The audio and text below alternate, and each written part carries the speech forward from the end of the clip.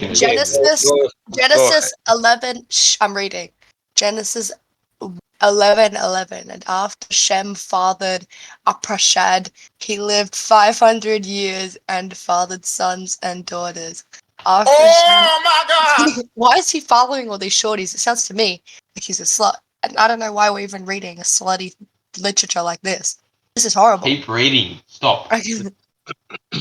He fathered It- Apashad. He lived 500 years is a symbol for the length of time it lasted and its state.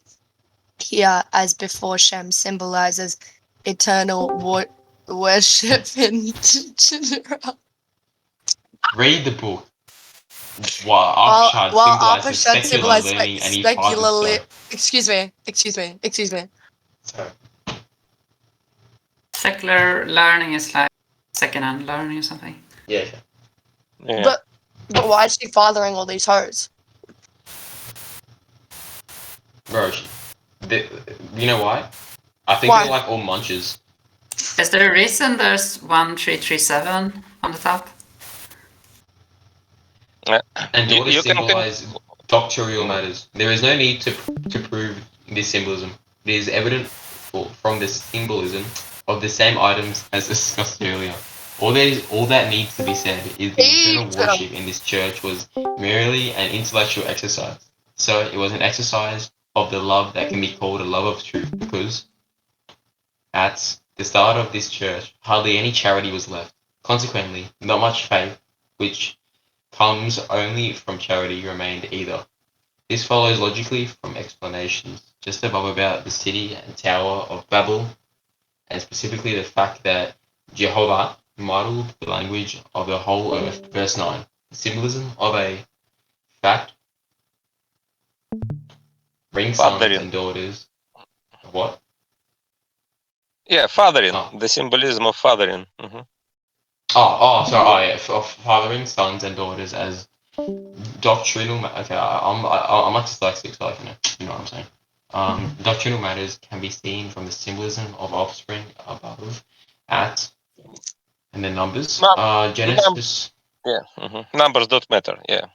Yeah. Genesis. So it's basically 11, reading 12. book and make his own interpretation of it. Yeah, of course. Genesis 1:11-12. And how do you say that? Arpachad?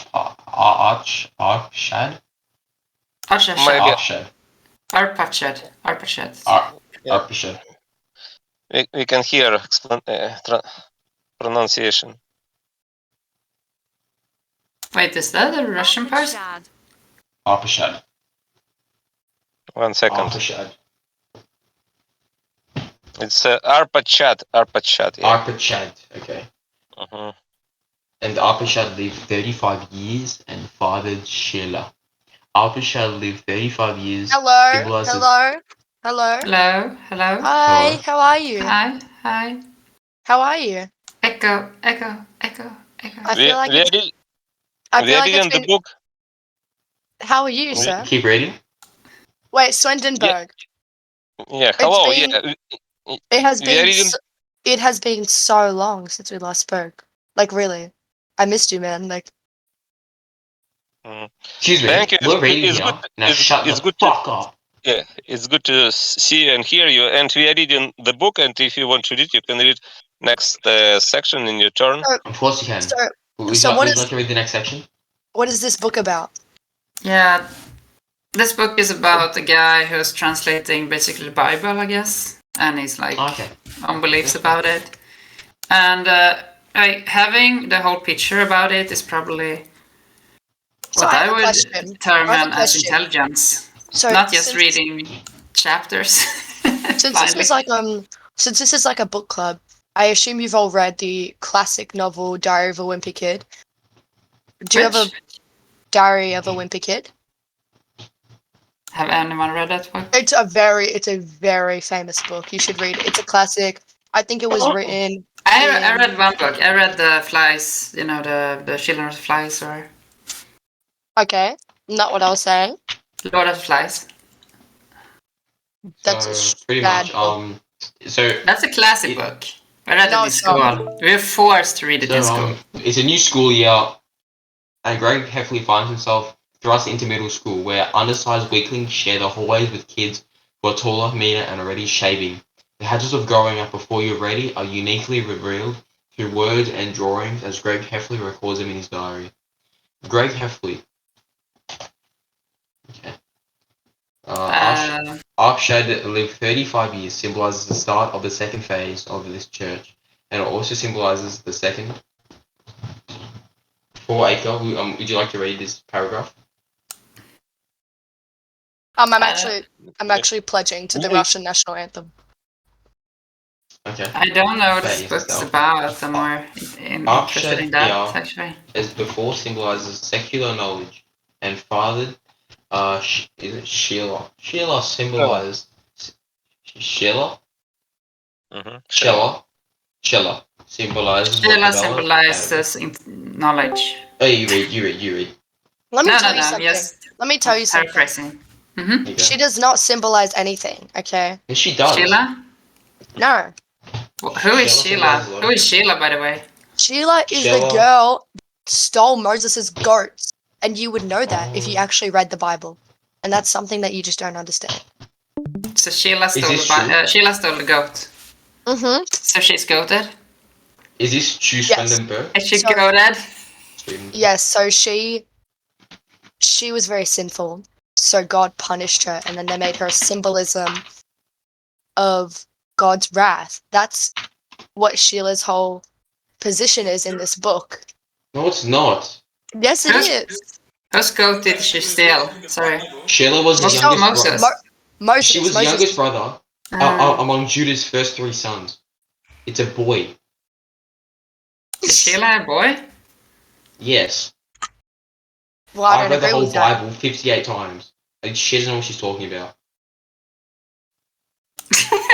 I think, I think Sheila is the son of... Okay, it was an inaccurate representation in Sheila. Do you see? Wait, ChatGPT. No. I'm going to name my first son Sheila. I'm going to murder your firstborn.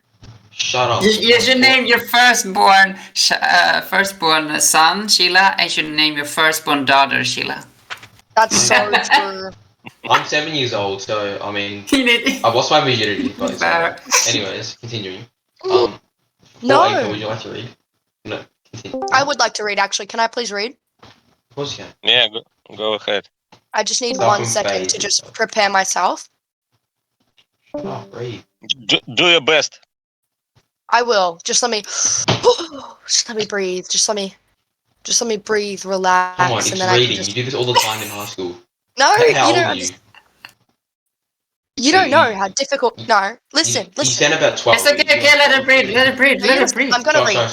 Sorry. I'm gonna read. You need to give me a moment to breathe. Sure. Okay. Yeah, sure. I'm sorry. Go. Okay. Thank you. Are you gonna read or what? What's going on? I am gonna read. God damn. Sorry. Phase itself, a pashad, here as before symbolizes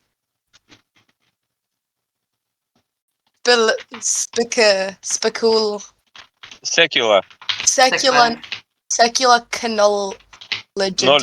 Knowledge. Yeah, that's right. And Stafford Sheila symbolizes what developed out of it. Sheila. I like that word, developed. What's the It's a good word. nation? Developed. Sorry. You're interrupting right now. That's Can what we you're get the doing. meaning of developed? Okay, developed is when you send a letter to someone. Yeah, exactly.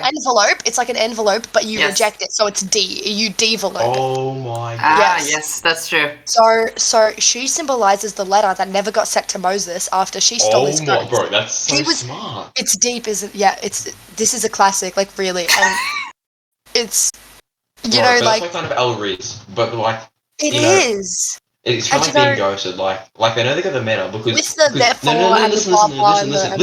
Listen. I'm letting you cook. Okay. With letters, when you go in the mail, you have to touch it physically because you can't just ignore a letter unless it gets stolen, correct?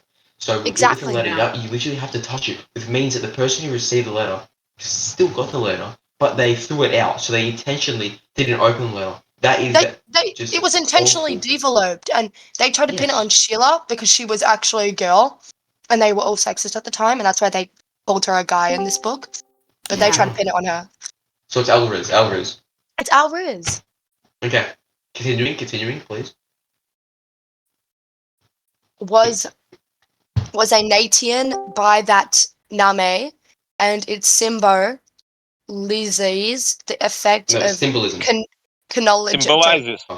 Symbolizes. Symbolizes. Sorry, I pronounced it right. Okay. No, I think This- that's right. This symbolizes. Wait. Mum, hello? Yes, Mum? Can you not interrupt my class? Mum, I didn't poo my pants. Oh my god. You guys, This symbol. Excuse me, but I have my own book that I want to put up on the live. Isn't May I symbolize like develop? May I please put up my book? Your book. I'm sorry, guys. Bro, my mum was I'm like streaming really it. mad at me. Are you streaming your book? This isn't a book. This is extremely. This is extremely just. This is religious. The banana, and I know you love that. Oh my god! It farted. It farted. Excuse me. Okay. Is this Who is the new going? Jesus? Who is Is going this to read? Jesus? Is this Jesus? Yes. The new Jesus? Oh no! Oh. Look! No, guys. This is Sheila. I don't Crosses. understand. Ah, Sheila. Yes. And This that's right here? Moses on the right side. That's Moses Sheila. on the right side. Yes, and Moses on the right. Hey. Bro, looks like a Discord mod. They used Looks to be. like Darcy Callanan. Anyways.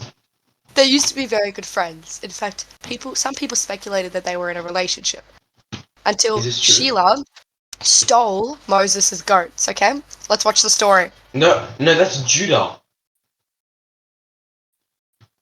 So okay, where are they going now? Can you tell us? Okay, so they got the pumpkin. Is that the goat? Oh, they stole the pumpkin from Moses. And they're eating the pumpkin. And now, no, bro. He robbed Moses of his pumpkin, now he's leaving. And now he's getting baptized. Bro, they're getting baptized, look. They're getting baptized. And now he has orange on his head for baptism. So he's being officially baptized by the orange gods. Oh, this is Sheila after she stole Moses' goats. And she just. Oh my God! Yes, precisely. That is the reaction he had. And she just kind of hung out and bathed all day. And she didn't even care about how Moses felt. Yeah. I like that. That was Leah. Leah stole gods. Yes. No, Alright, it was Rachel. I think it was Rachel. Maybe. Guys, I I feel like we should have a really don't deep remember. conversation here, okay? I think we're discussing bad relationships. Alright. Okay, I've actually got another real video Do you have a bad from relationship ancient for times, Rachel? a real film from ancient times Okay, of good. Sheila celebrating after she got away with stealing the goats. Who wants to see it? Yes. Let's look at it. Let's look at it. All right. Sorry, I'm Wait a really sec. invested in this now. All right. Who's Easy? Hi, Easy. We ready? Yes. Please pull up thy picture. No. This has nothing to do with it. This is after he died. This is after the law. This is you're spoiling it. No, it's just spoilers. It's spoilers. Stop. Spoilers. So you're spoiling it. You are spoiling it. Stop it. Stop. You're spoiling the movie. How dare Apologies. you. That is just a little hint of what happens. Okay. Can we continue reading now, please? It's kind of funny. Okay. Anyways. I'll read. Keep reading. Okay, for yourself. Arpshad, here as before, symbolizes secular knowledge, and fathered Sheila symbolizes what developed out of it. Sheila was a nation by that name. and it symbolizes the effect of that knowledge. This symbol, but no, I didn't finish. Does it matter or not? It's at the Okay. bottom. Mhm. Oh, Yeah. yeah. This symbolism too needs no proof here. The fact that the Sheila was a nation by that name, and that symbolizes the Oh, whoa, effect Yeah, keep going, keep of going. secular knowledge. What whoa, was said earlier Next about page, next page, next page, next page.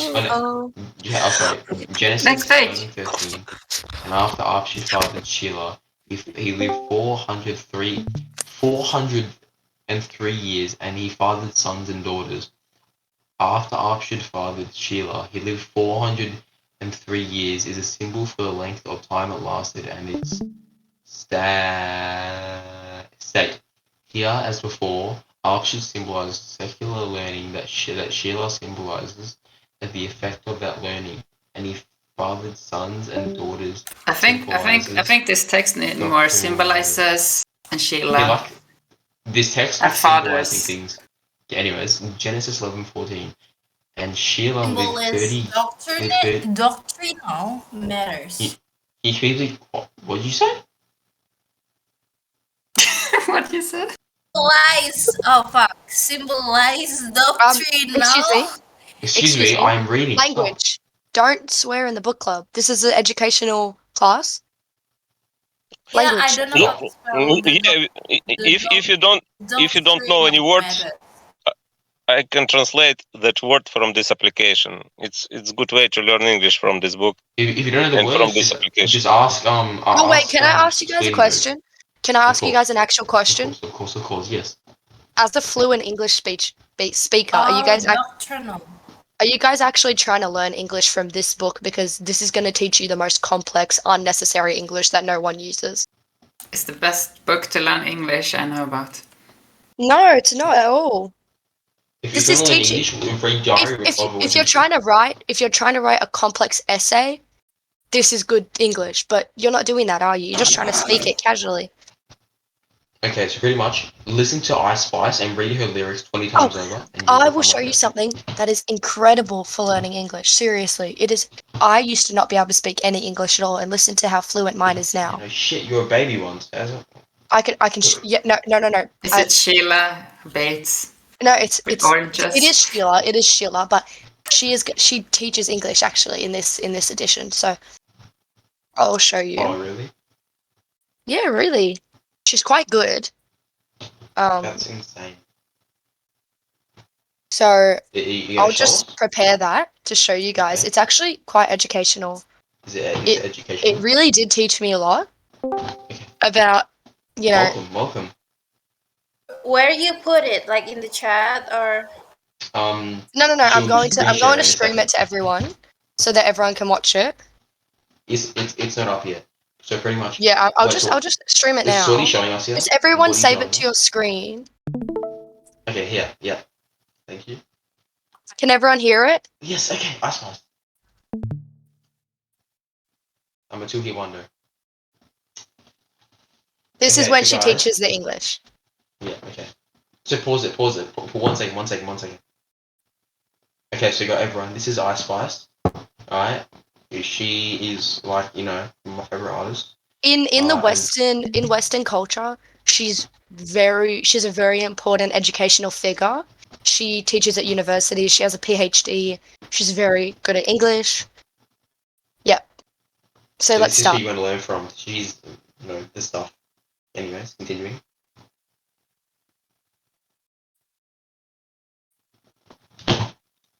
Actually, I'm going to read this book I read. And if you don't want to read, if you want to chat, maybe you can go to the next channel. She's beginning. And then she explains, she defines it for you. So, yeah. So is this Sheila? Or? So what she says is actually, this is Sheila, and what she says is actually in a lot of reference to the situation. So as back here we saw earlier, let me find this. No, it's a little bit further. There. She says, how can I lose? How can I lose if I'm already chose? Now what this means is, how can I lose if I have been chosen by God to steal the goats from I forgot his name. What is his name? Remind me. Oh my God! How can listen? I'm teaching a really important lesson. That's random. How can she lose if she was already chose to steal the goats from Moses? That's the question. And Oh my God! Guys, yes, and it's very people guys, don't whose take phone's it. ringing? What? Someone's phone's ringing. Hello, easy. I might be just like go to the YouTube for it. Stop. You are not okay today. I know that.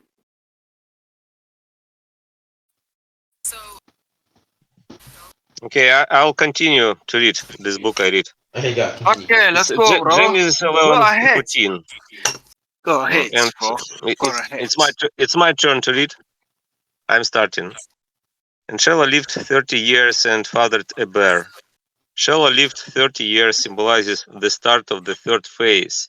Shelah I'm here, gonna as just before, watch it on the YouTube, okay? symbolizes Go to the the effect of YouTube. sexual learning.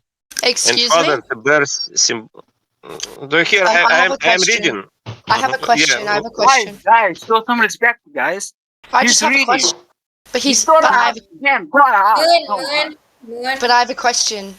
What's up, easy? But I have a question. Yeah, go So- ahead. So what To is whom? so?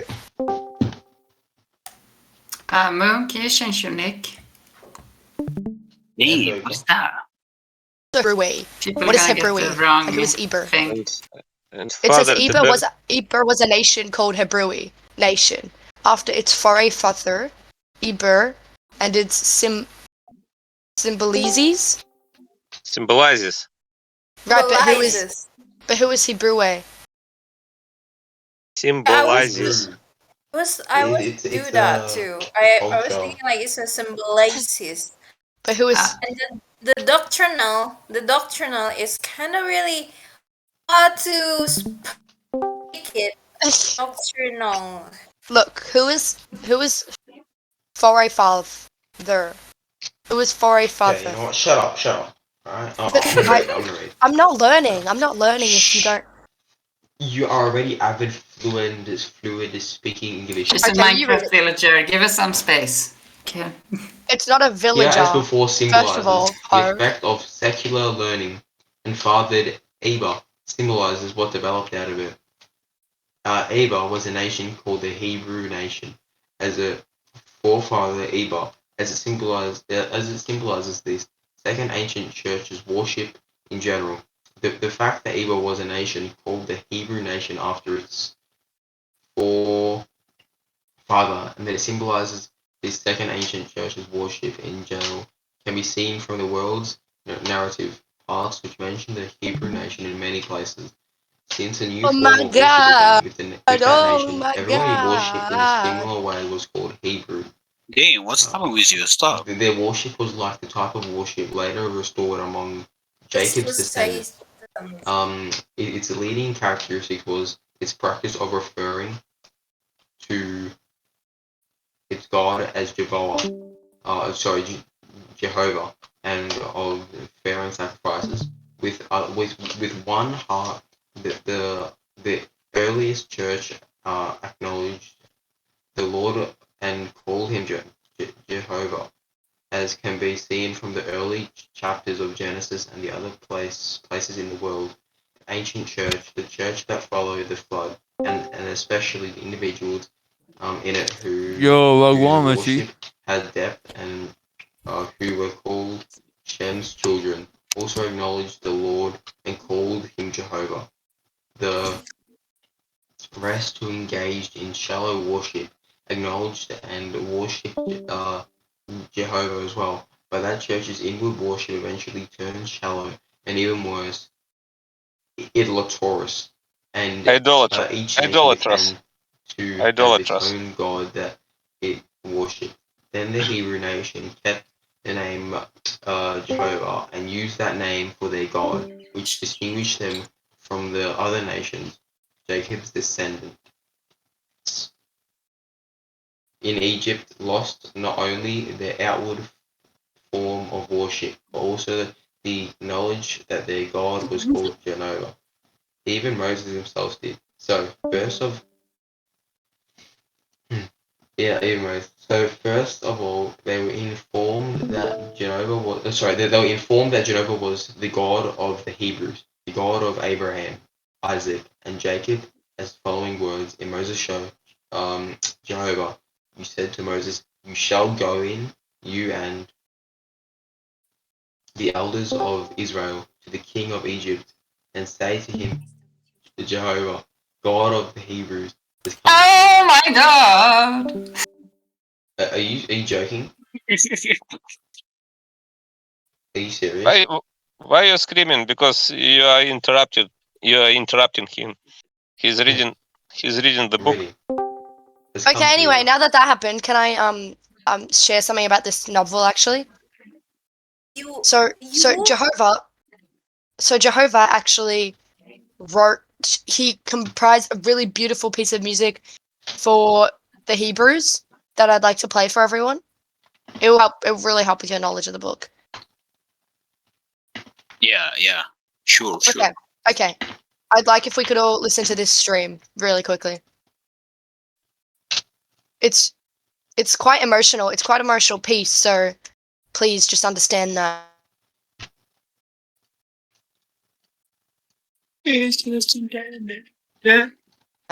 And just keep your composure. Thank you. Are you gonna play it? Can we all hear it? Yeah. Excuse me, this is not historically accurate. Please turn this off. This is Jehovah's song. No, it isn't. This is by Richard Mitchell. Michael. Shut up. I'm getting very cross with you. Grr. Thank you. Anyways, Okay, everyone. You might have been the inspired elders of by the Israel Bible. to the So king of Egypt, Quite, and could say be. to him, It was Jehovah, Maybe quite a it's beautiful God of the piece. Sheila's song. Hebrews, has It come was to quite meet a us. nice, gorgeous And piece. now let us Actually, go. can you be quiet? Please, Can you be on a quiet? journey Can of you be 3 quiet? days into the wilderness Trying to talk. and sacrifice to Jehovah, our God. In We're the trying to same talk about the author, piece. Yeah, we do.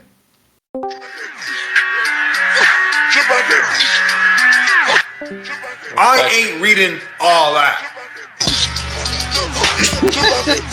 Who's trolling here?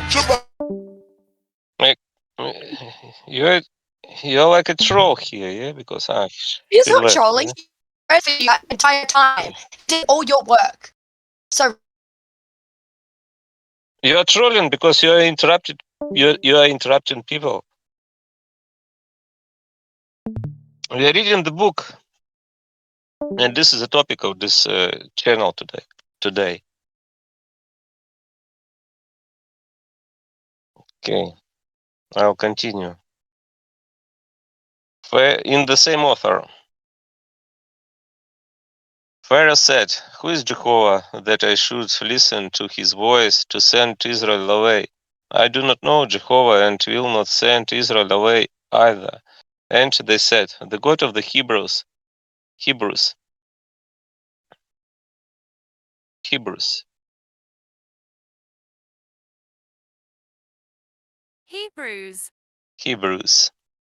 Has come to meet us.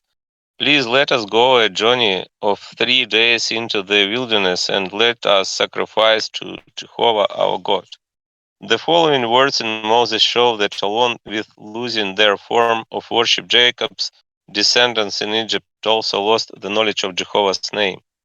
Moses said to God, "But when I come to the children of Israel and tell them, 'The God of your fathers has sent me to you,' and they say to me, 'What is his name?' What should I tell them?" And God said to Moses, "I am who I am." And he said, "This is what you shall say to the children of Israel. I am." What are you doing? Why are you trolling here? I am reading the book and you're so noisy. I think I will mute you if you'll bother to me. Don't mute me, please. I love you, Emmanuel. Ooh. Okay, I muted you. Rude as fuck. God of your fathers has sent me to you. And they say to me, what is his name? What should I tell them? And God said to Moses, I am who I am. And he said, this is what you say to the children of Israel. I am sent me to you. I am has sent me to you. And God said further to Moses, what is you? This is what you. And God said further to Moses, this is what you shall say. Go on.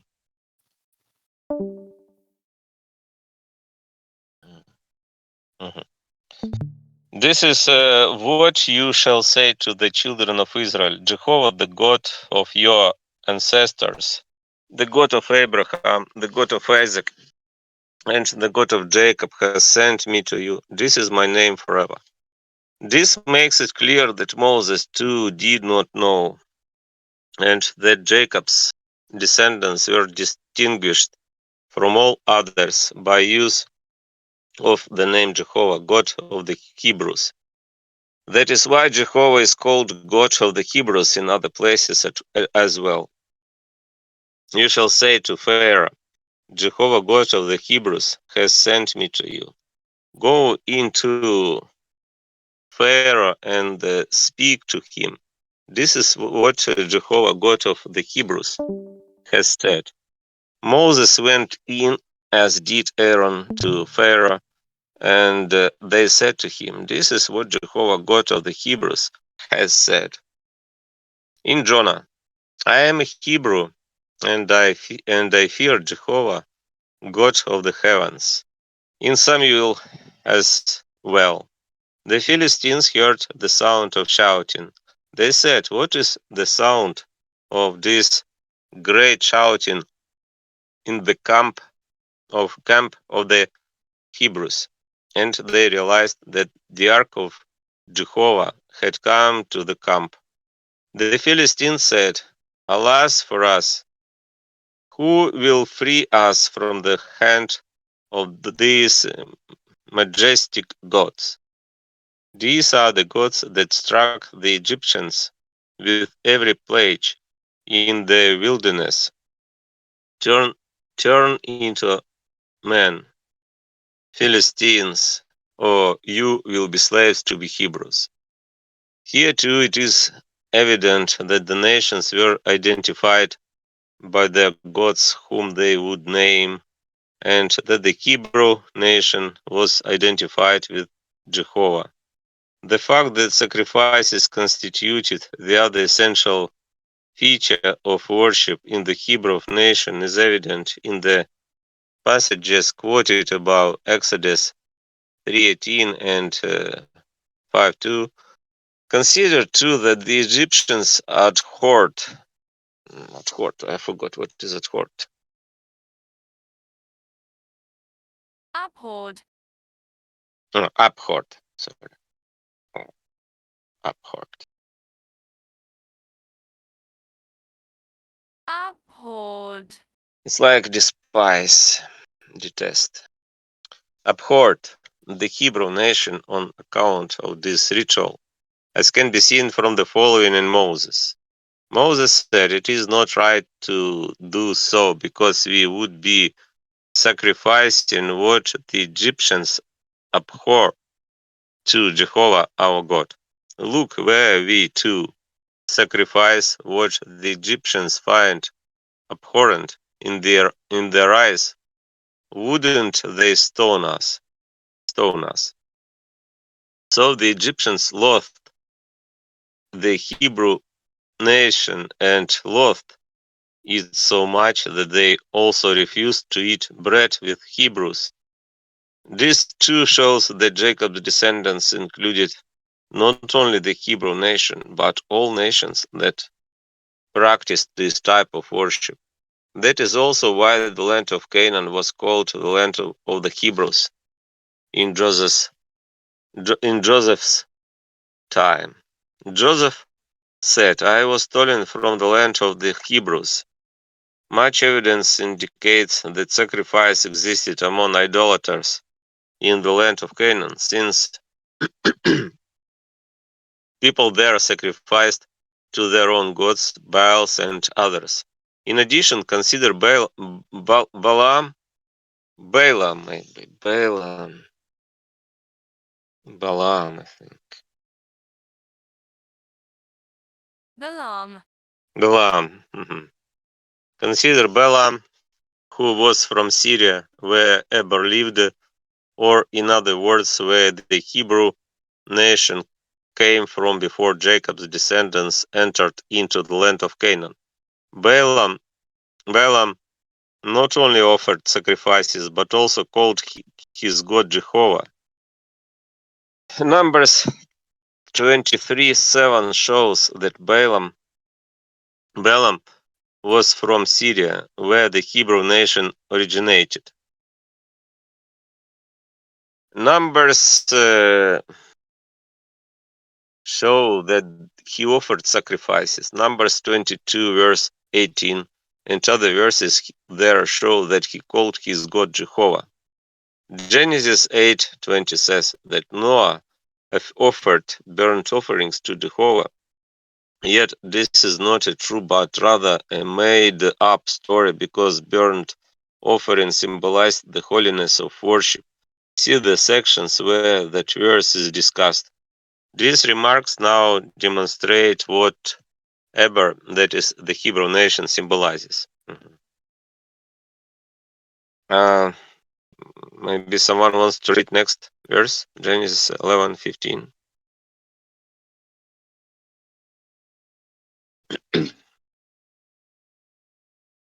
Okay, Genesis 11:15. Second, you can see.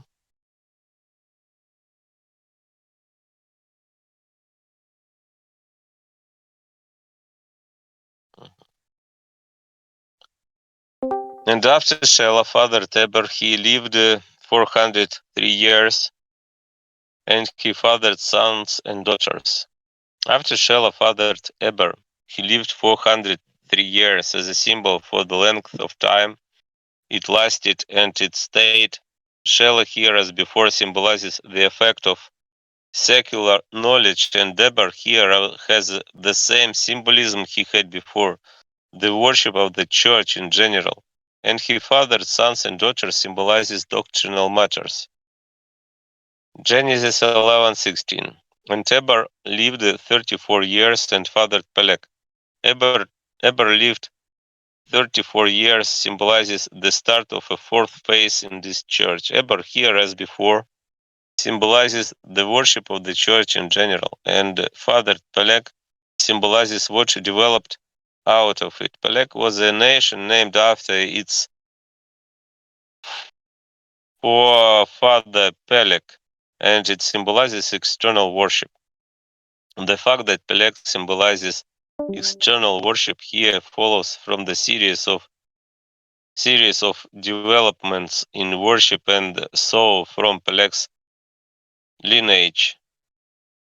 At verse 25 of the last chapter, he had a different symbolism. This was because of the meaning of his name, that in his days the land was divided, and because in that passage it was he and his brother Joktan together who represented the church. Genesis 11:17. And after Eber fathered Peleg, he lived 430 years, and he fathered sons and daughters. After Eber fathered Peleg, he lived 430 years as a symbol for the length of time it lasted and its state. Eber and Peleg have the same symbolism here as before. And he fathered sons and daughters symbolizes doctrinal matters, that is, matters of ritual. Genesis 11:18. And Peleg lived 30 years and fathered Reu. Peleg lives 30 years symbolizes the start of a fifth phase. Peleg has the same symbolism here as before, and fathered Reu symbolizes what developed out of it. Reu was a nation named after its forefather Reu, and It symbolizes worship that is even shallower. Genesis 11:19. And after Peleg fathered Reu, he lived 209 years, and he fathered sons and daughters. After Peleg fathered Reu, he lived 209 years as a symbol for the length of time it lasted and its state. Peleg and Reu have the same symbolism here that they had before, and he fathered sons and daughters symbolizes ritual. Genesis 11:20. And Reu lived 32 years and fathered Serach. Reu lived 32 years symbolizes the start of a sixth phase. Reu has the same symbolism here as before, and fathered Serach symbolizes what developed out of it. Serach was a nation named after its forefather Serach, and it symbolizes worship that stays on the surface. Genesis 11:21. And after Reu fathered Serach, he lived 207 years, and he fathered sons and daughters. After Reu fathered Serach, he lived 207 years as a symbol for the length of time it lasted and its state. Reu and Serach have the same symbolism here as before, and he fathered sons and daughters symbolizes the rituals of that kind of worship. And Genesis 11:22. And Serach lived 30 years and fathered Nahor. Serach lived 30 years symbolizes the start of a seventh phase in this church. Serach has the same symbolism here as before, and fathered Nahor symbolizes what developed out of it. Nahor was a nation named after its forefather Nahor, and maybe Nahor. Now.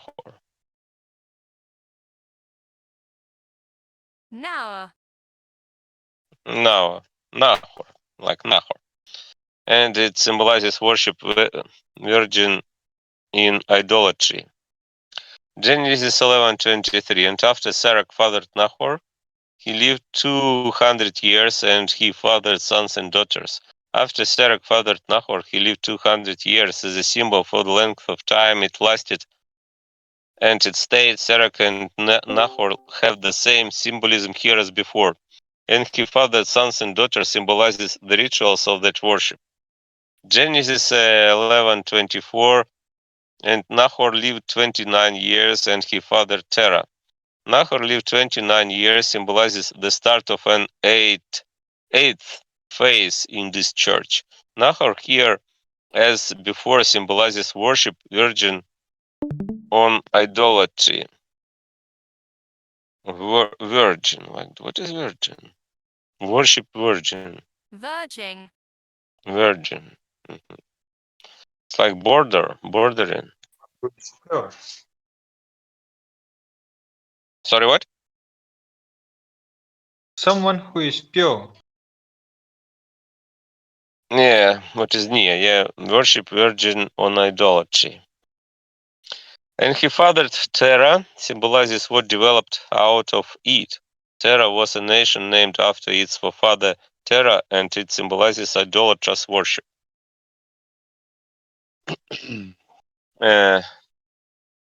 Maybe someone wants to continue the reading?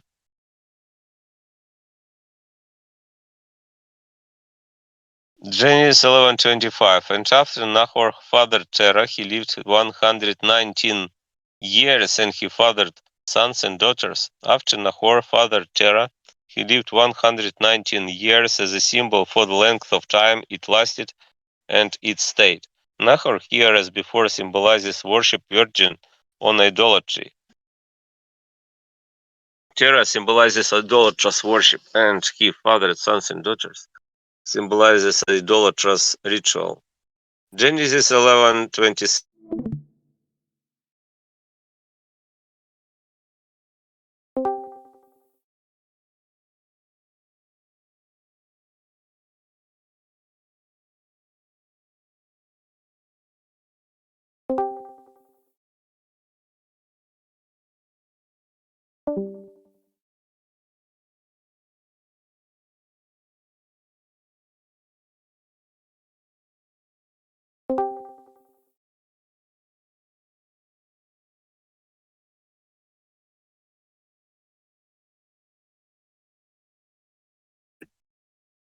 I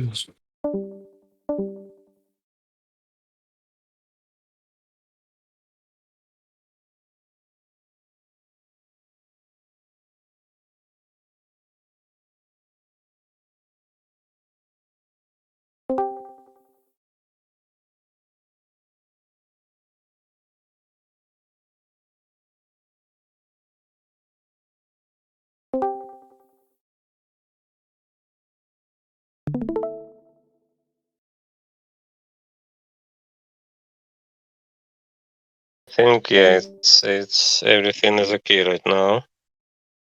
Can you hear me? Yes. Okay. I was lagging a little bit, but now it's okay. Genesis 11:26, and Terah lived 70 years, and he fathered Abram, Nahor, and Haran. Terah lived 70. Terah lived 70 years, symbolizes the start of a ninth and last phase. Terah here, as before, symbolizes idolatrous worship, and he fathered Abram, Nahor, and Haran symbolizes it all that developed out of it. Abram, Nahor, and Haran were real people, and nations were named after them too, whose members were idolaters. The symbolism of Terah as idolatrous worship can be seen from the developments described from verse 20 to this point. This second ancient church degenerated from a certain inward worship and was adulterated. What is this? Adulterated, like falsified. Was adulterated till in the end it became idolatrous. Churches tend to do this by shifting away from their deeper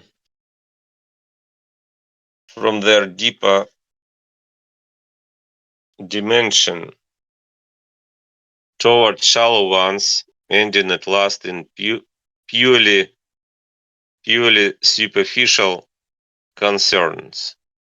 Having obliterated any deeper ones, this church followed the same course to the point where the majority of them did not acknowledge Jehovah as God, but worshipped other gods.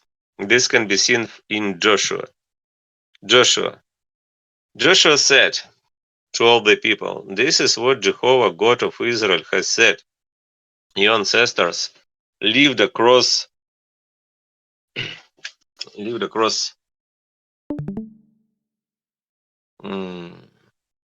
think it's not working. Okay. Is it working? Yeah, my stream.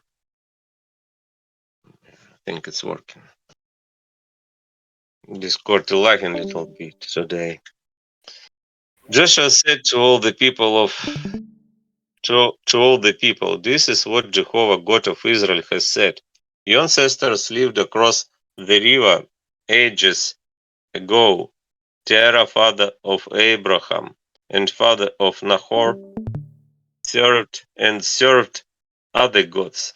Now fear Jehovah and serve him in integrity and truth, and take away the gods that your ancestors served across the river and in Egypt, and serve Jehovah. And if it is bad in your eyes to serve Jehovah, choose for yourselves today whom you would serve, whether it is the gods that your ancestors who were across the river served, or the gods of the Amorites." This demonstrates plainly that Terah, Abram, and Nahor were idolaters.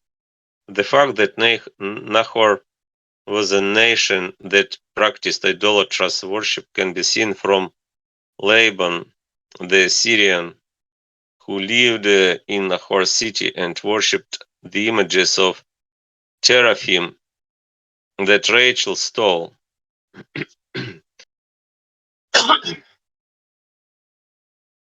Abraham had one God, Nahor another, and their father Terah another, as Genesis 31:53 shows.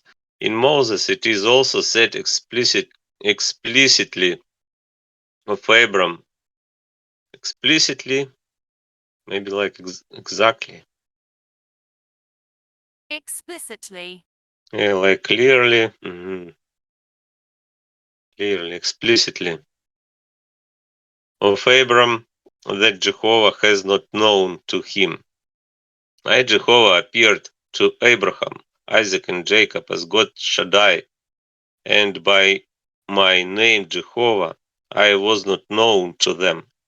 This such evidence makes it clear how far this church, as it existed in this nation, strayed into the idolatrous worship symbolized by Terah. And since that worship is symbolized by Terah, it is also symbolized by Abram, Nahor, and Haran. There are three universal categories of idolatry.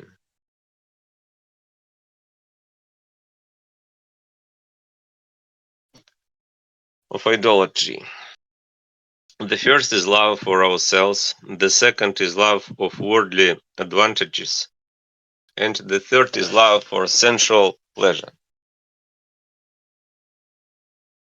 All idolatrous worship has one or another of these for its goal. The worship of idolaters has no other goal, because idolaters do not know or care about eternal life and even deny its existence. These three types of idolatry are symbolized by the three sons of Terah.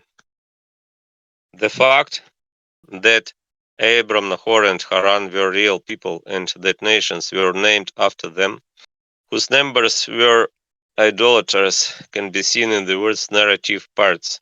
The truth of this in respect to Nahor was already being demonstrated, since his city was actually called the city of Nahor.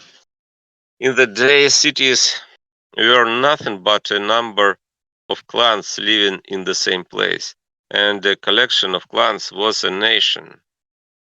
Many non-Jewish nations were born from Abraham, as can be seen only from the descendants of Ishmael or the Ishmaelites, but also from the descendants of the numerous children he had by his wife Keturah, who are named in Genesis 25. Who wants to read next? Maybe. Yeah. Hello. Go ahead. Genesis 11:27. And these are the births of Terah. Terah fathered Abraham, Nahor. Abram. Abram, It's sorry. before his name was Abram, but after he became Abraham. Nahor and Haran. And Haran fathered Lot. Lot.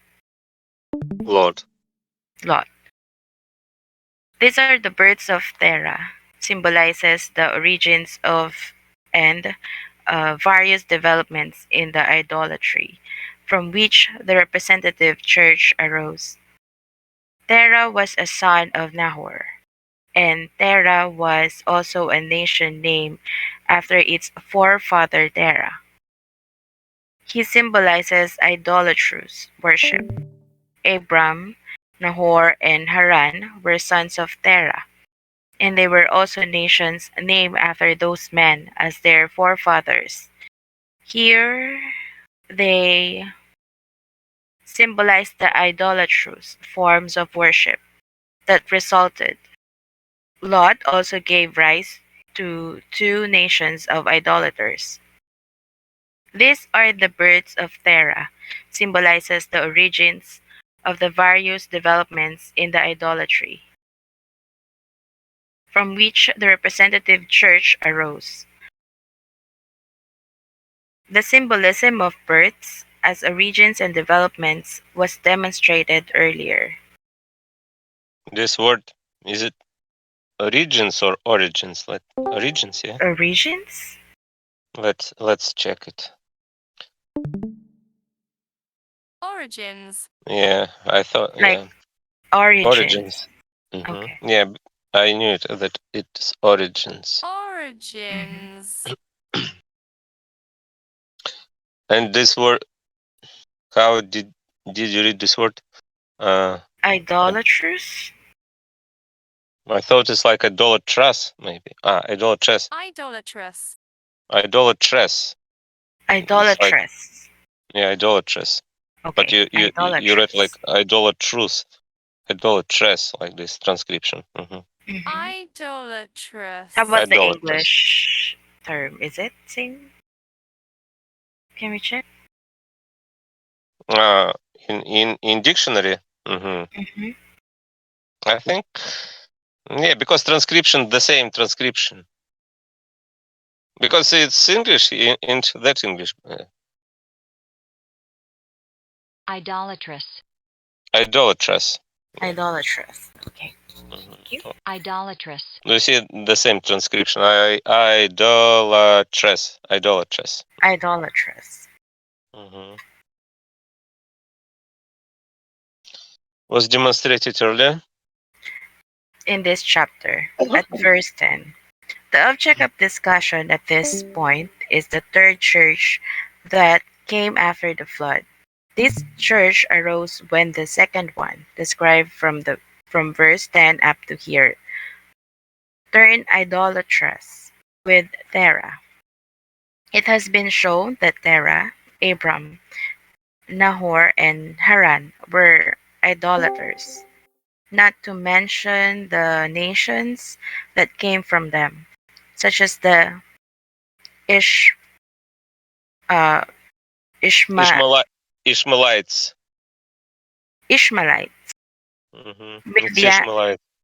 Is it Midianites or Midianites? Ishmaelites. Ishmaelites. Ishmaelites. Ishmaelites. Okay. Midianites, I think. Midianites. Midianites. Midianites. Midianites. Okay. Midianites and others of Abram's descendants. In addition, there were Nahor's descendants in Syria, and also the Moabites and Ammonites, who were offspring of Lot. Idolatry turned the church into a representative religion, but no one can see this without knowing what it means to be representative. What was represented in the Jewish religion and what is represented in the world are the Lord and His kingdom, and therefore the heavenly qualities of love and spiritual properties of faith. This and many other things related to them are what is being represented, as is everything having to do with religion. The things that represent them are either people or various objects that exist in the world or on earth. In short, everything that is perceptible to the senses. In fact, there is hardly any perceptible thing that cannot serve a representative role. A general rule of representation, however, is that it implies nothing about the person or thing that does the representing, that does the representing, only about the phenomenon represented. For example, every monarch, no matter who it was, in Judah or Israel, even in Egypt and elsewhere, was able to represent the Lord. The monarchy itself of this people was the representative. So the Lord could be represented by the worst sovereign of all, such as the Pharaoh, Pharaoh. Pharaoh, Pharaoh is the king. Pharaoh. Pharaoh. Pharaoh. Mhm. Pharaoh, Pharaoh. Pharaoh. Mhm. The Pharaoh. who set Joseph up over the land of Egypt, or Nebu, Nebuchadnezzar. Nebuchadnezzar. Nebuchadnezzar, Nebuchad, Nebuchadnezzar. Nebuchadnezzar. Nebuchadnezzar. Nebuchadnezzar, Mhm. Nebuchadnezzar, Nebuchadnezzar. Mhm. okay, Nebuchadnezzar. in Babylon, or Saul, or the other monarchs of Judah and Israel, whatever they were like, their actual anointing, because of which they were referred to as Jehovah's anointed, involved this representation. All the priests, without exception, similarly represented the Lord. Priesthood itself is representative. Priests who were evil and impure represented the Lord as well, because with representative roles there is no implication concerning the character of the actual person. Not only people played a representative role, but animals too, such as all the sacrificial ones. Lambs and sheep represented heavenly qualities. Pigeons. Is pigeons? Maybe pigeons. Pigeons. Pigeons. Pigeons. Pigeons. Pigeons. Pigeons. Okay. Pigeons. It's a dove. Dove. Yeah. Pigeons and turtle doves represented spiritual ones. Rams, eagles, young cattle. Cattle? Cattle. Cat, Cattle. like cot. Cattle. Cattle. Cattle. It's like middle between and cattle, yeah? Mhm. Cattle. Cattle. Cattle, yeah. Cattle. Cattle. Mhm. Cattle. Cattle. Cattle. Young cattle. Cattle Young and cattle. adult cattle. Did too. But the heavenly and spiritual qualities they represented were of a lower order. What is more, not only animate beings played a representative role, as noted, but inanimate objects too. Examples are the altar, and even the altar stories, the ark and the Stones. Altar stones. altar stones, and the ark and it's tabernacle. Words. Tabernacle. Tabernacle. Tabernacle. Tabernacle. Tabernacle. Tabernacle. Tabernacle. Mhm. Tabernacle. Like tabernacle. No, listen. Tabernacle. Tabernacle. Tabernacle. Mhm. Tabernacle.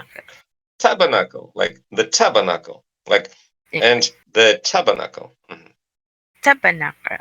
With all that was in it.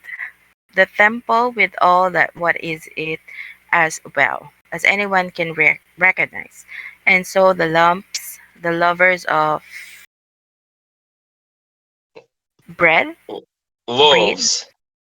It's loaves. Globes, sorry. I thought it's loaves. Mhm. Loaves. Loaves. Do you know what is loaves? Loaves, yeah, I know it. Mhm. It's like bread. Yes. Like round. Yes. Round Yes. bread. Mhm. Loaves of bread. Loaves of bread and Aaron's garments. And not only were these items representative, but all the ritual of the Jewish religion were too. In the ancient churches, which were steep, is it steep? Steeped in symbolism. Steeped. I forgot. Steeped. Steeped. Steeped like brought Brought up. up. Mm-hmm. Plunge. So, Yeah, it's like it's about teaching. Like we're people, like we're taught in symbolism. which were steeped in symbolism. Symbolic items included all the objects of the senses, such as mountains and hills, valleys, plains and rivers, brooks, springs, and wells. Groves of trees, trees in general, and every tree in particular, to the point where each individual tree meant something specific. Later, when the symbolic church ended, such objects become representative. These remarks show what representative objects means. Again, not only humans without regard to their identity or character, but also animals and inanimate objects were capable of representing heavenly and spiritual attributes, that is, attributes of the Lord's kingdom in the heavens and of the Lord's kingdom on earth. And from this, one can deduce what a representative church is because of the way the representative relationship, work, and activity that met the requirements laid down for ritual appeared holy in the eyes of spirits and angels. This was true, for instance, when the high priest washed with water, wore the priestly garb as they ministered, and stood in front of the burning lamps. It did not matter what he was like, even if What is garb? garb, yeah. Priestly garb. Is it the one? Garb. Yeah, the clothes. It's The attire. clothes. Yeah. Clothes. Clothes. Clothes. Like garment. Yeah, I thought it's like garment. Clothes. Yeah. Clothes. Priestly garb. Even if he was extremely impure and an idolater at heart. The same was true for the other priests as well. To repeat, when it comes to representative items, they imply nothing about the actual person, only about the quality itself that is being represented. In complete isolation from the person, the quality is just as the quality is just as separate from the person as it was from the adult cattle, cattle. Cattle. cattle, young Mm-hmm. cattle, and lumps that were sacrificed, or from the blood that was poured out around the altar, or from the altar itself, and so on. This representative religion was established after all inward worship had died out and become not merely shallow but even idolatrous. It was established in order to maintain some connection between heaven and earth, or rather between the Lord and humankind, through heaven. This occurred after the bond created by the deeper elements of worship had broken. However, the nature of this connection created only by representative elements will be told later by the Lord's divine mercy. Representative meanings do not start till the next chapter, but each and every detail from there on is purely representative. The present verse deals with the circumstances of the forefathers before some of them and their descendants came to serve representative roles. The fact that they practiced idolatrous worship is shown about. Terah was a son of Nahor, and Terah was also a nation named after its forefather, Terah. He symbolizes idolatrous worship. This was shown earlier. The fact that Terra was a nation can be seen from the acknowledgement by the nations springing from his sons that he was their ancestor. This is what Jacob's offspring, the Judeans, is it Judeans? Mhm. 1 second.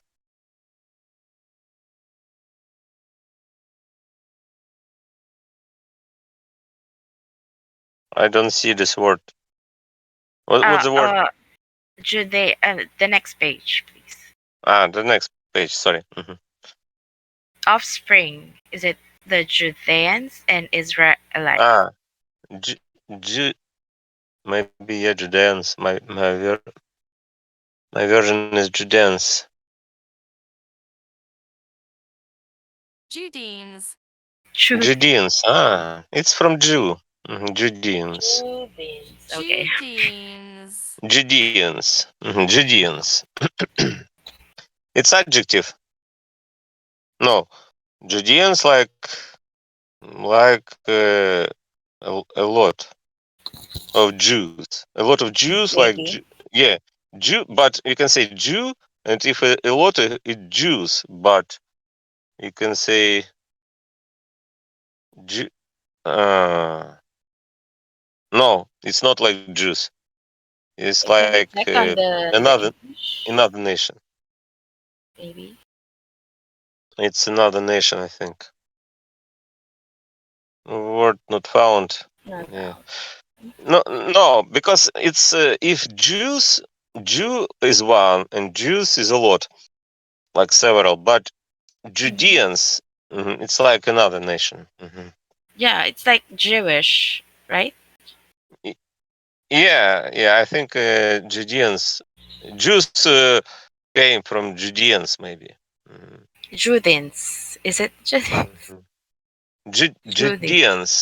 Judeans, like I think. Judeans. Judeans. Judeans.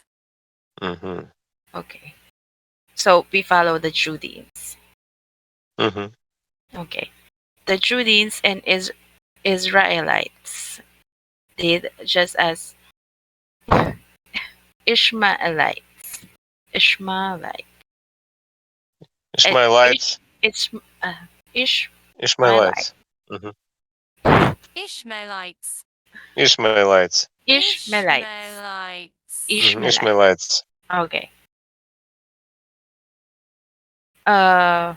Midianites and others acknowledge Abram, and just as the Moabites and Ammonites acknowledge Lot.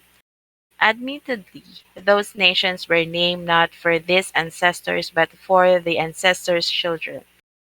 But still, when all the people acknowledge a common. I think about this Judeans because I remembered it's like Judea, and Okay, it's some Israel. from Judah, It's like not from Jew. it's not from Jews, but it's from Judah, like descendants of Yeah. Judah. I think Judah is a place, right? Judea, no, Judah was a father. The father of Judeans, and Okay. Judea was called by name Like of the Judah. follower? Like, Judah was the ancestor of Judeans, like forefather, and they called that place by this name, like Judea. Yeah, because Judeans. no, Judeans are people, but Judea is the land, like, and kingdom, because Israel has two kingdoms, Judea and Israel, because Palestine was divided So it's between a two place, kingdoms. or the people It's a itself.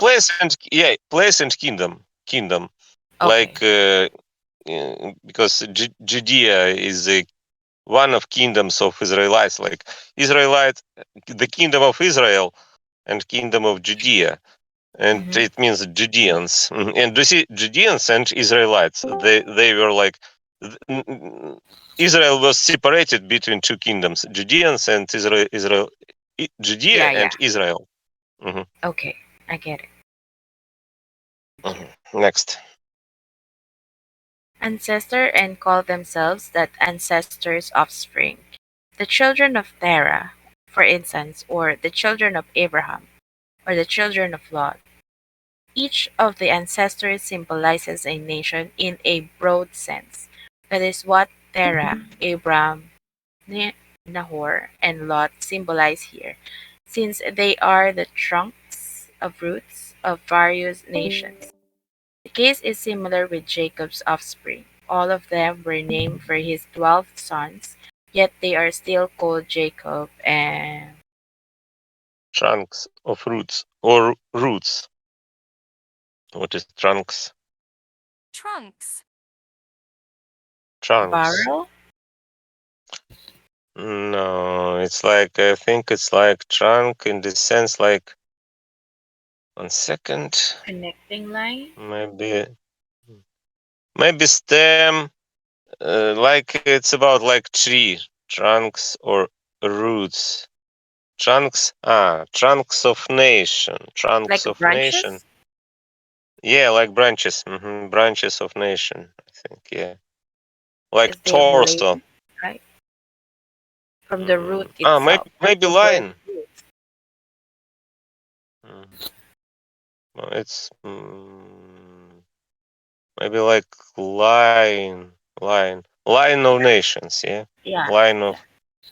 That's why the other one was roots.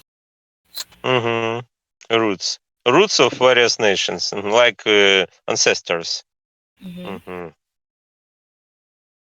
Called. You have read this page, yeah? Are still called What? Jacob. You have read this page, yes? Yes, I mean, yes. you finished this page. This next page. And Israel. They are also called the seed and children of Abraham. Abram, Nahor, and Haran were sons of Terah, and they were also nations named after those men as their forefathers. Here they symbolize idolatrous forms of worship. This can be seen from evidence offered above and also from the fact that Terah, whose children they were, symbolizes idolatry. Just what types of idolatrous cult are symbolized here by Terah's 3 sons and later by Lot? Haran's son can be determined by examining the different kinds of idolatrous cults. There are 4 kinds in general, each one deeper than the next. The 3 deeper levels are like the children of one parent. The 4th is like a child of the 3rd. There are inward and outward types of idolatrous worships. The inward types are those that damn us or damn us. Damn us, right? It's like Damn. hell. Damn. Damn. Damn. Mm-hmm. Damn.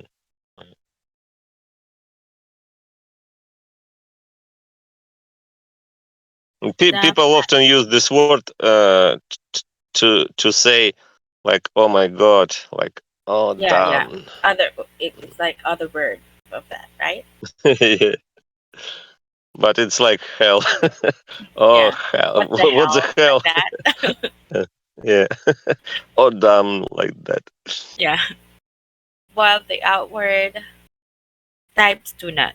The deeper a form of idolatrous worship goes, the more it condemns us, the shallower it is. The less it condemns us, inward, idolaters do not acknowledge God but adulate? Adulate. Maybe adulate. It's like destroy, I think, yeah? Destroy. No. Adulate. Adulate. Adulate. No. Adulate. I was wrong. Adulate. Adulate. Mm-hmm. Adulate. Hello. Adulate, like hello. Oh, oh, oh, We are reading the book. You can see on the stream this book, and oh, you can we can read together if you want, and you can read next verse if you want. okay. I was just Flatter. learning English. Like beginner, yeah. If you're like a beginner, maybe if Yeah, you can listen to our reading. God, but adulate them. Actually, However, adulate is like flatter. Adulate. flatter. Yeah, maybe we can see a picture to memorize Okay. this word adulate. Maybe Google has this picture. Adulate. Adulate. Okay. It's not working. I don't know. Adulate. Once again, adulate.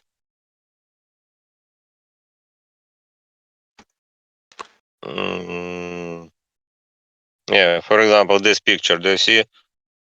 Yeah. She flatter, Oh, like okay. I get adulate like flattering. him. Yeah, like flattering and adulate. For example, this picture. Do you see? You are wonderful. She says to him, "You are wonderful," and he says, "I know." It's like adulate and flattering. Yeah. I mean, that's good. To say good words, like to flatter. Okay. Mm-hmm. Where Go did on. that? Mm-hmm. Adulate themselves and the world. All their cravings serve as their idols. Outward idolaters, however, can acknowledge God, even though they do not know who the God of the universe is. Internal idolaters are recognized by the life they have acquired for themselves. The further their life diverges from a life of a charity, the deeper their idolatry goes. External idolaters are recognized only by their worship, even Hey, though they are hey, idolaters. pull They up can the still live after a life After of party. party, charity. you and all your friends, you Inward know you party. idolaters Been Sipping on the are head, on I know you capable love of the profaning party. holy things, Anything I take but you back in the outward rock.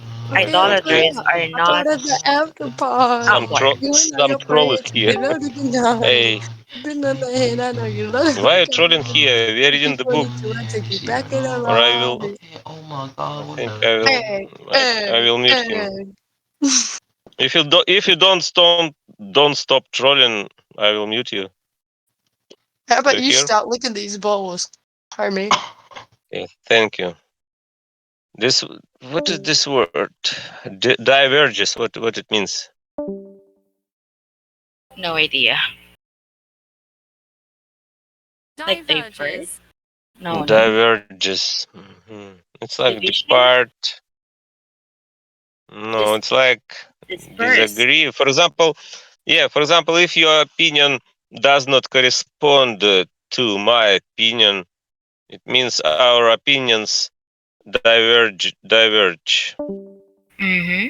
Diverges. Diverge, like different. Our opinions are different, like diverges. Mm-hmm.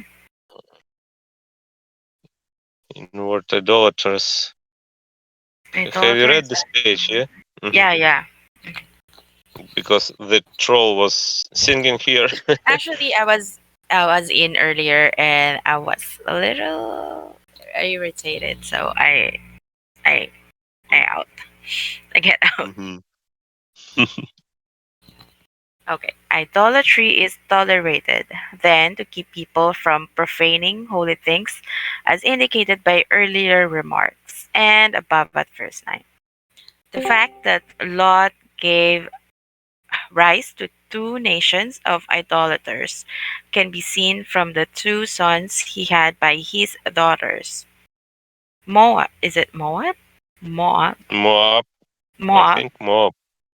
Ammi. Moab. Moab.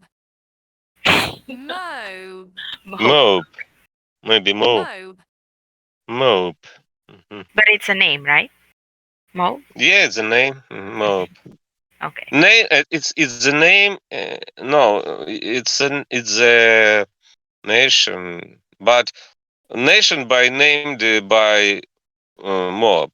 Moab was the father of that nation. Mm-hmm. Because every name like Emma. Mhm. But Emmy, I don't know what is Emmy. Ammi is a word. I mean a name. Ami. Emmy. Ammi. It's a nation too. No, it names. Do you see? He had by his Yeah, daughters. I was going to say Mhm. that. He The had fact by that Lot his gave. daughters. Yeah, do you see? Once again, the fact that Lot gave rise to two nations. Mm-hmm. It's about two nations of Yes. idolaters can be seen from the two sons. Two sons he had by his daughters. Okay. Oh, okay. He It's has Noah. Lot was sleeping with his daughters. Mm, two and sons he had by his daughters. It's a little. yeah he, he had sons of his daughters. Like yeah, he was father of his sons, and his daughters were like his wives like this. His daughters were Yeah, his yeah. wives. I think I get it. And yeah, and Moab, Mob. and Tammy are his Mob and and sons of his daughters. Ammi. hmm Yeah, from whom the Moabites and Yes, Ammonites Moabites and came. Ammonites. hmm hmm Came. Is it came? hmm Came. The fact Okay. that they were hmm idolaters is evident from the word. Lot is mentioned here as the father of the idolatrous cults symbolized by Mob and Ammi. Okay. hmm Thank you. Who wants to read next? Maybe Genesis 11:28.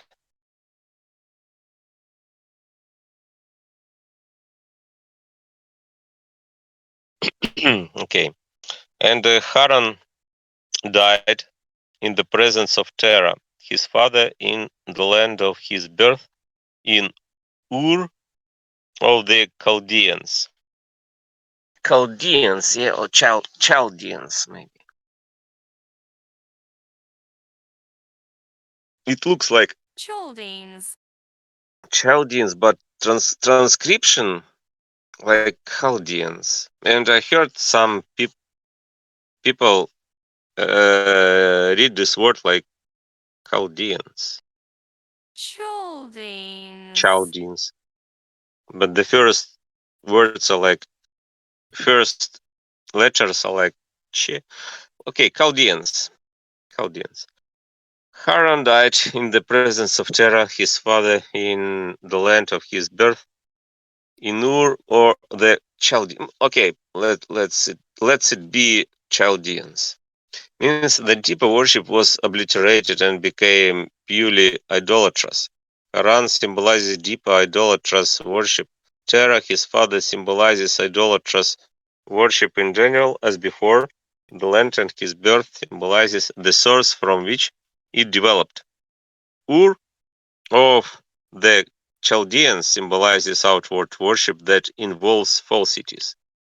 Haran died in the presence of Terah, his father, in the land of his birth, or in Ur of the Chaldeans, means that deeper worship was obliterated and became purely idolatrous. This can be seen from the symbolism of Haran, Terah, birth, and Ur of the Chaldeans, and by the fact that Haran is said to have died in the presence of Terra, his father.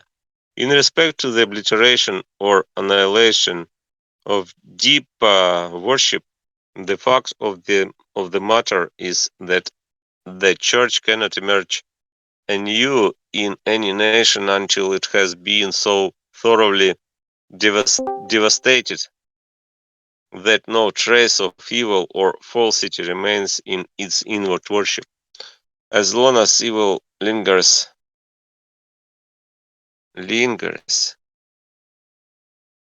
What is this? Lingers. Lingers. It's like delay. Remain. Long. Lingers. As long as evil lingers in the church's inward worship, it blocks off the good impulses and true concepts that constitute the church's inward worship, because as long as evil and falsity remain, nothing good or true can be received. This fact is illustrated by people who have been born into some heresy and have confirmed themselves in its falsities to the point of total conviction. It is hard, if not impossible, for them to reach a point where they can accept true ideas that run counter to their falsities. That run counter. Counter, like count, yeah? But what is counter? Counter. Counter. It's like meta. It's like meter. Meter, counter. Like a desk? No, counter is like meter. It's like to count. To count something. Like electricity. Yeah, do you see counter? Oh, okay, okay. To count money. To count electricity. To count water. Maybe count.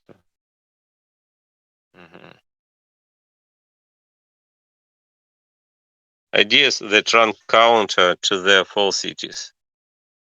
The case is different, though, with non-Christians who have no idea what the truth of the faith is, and yet live a life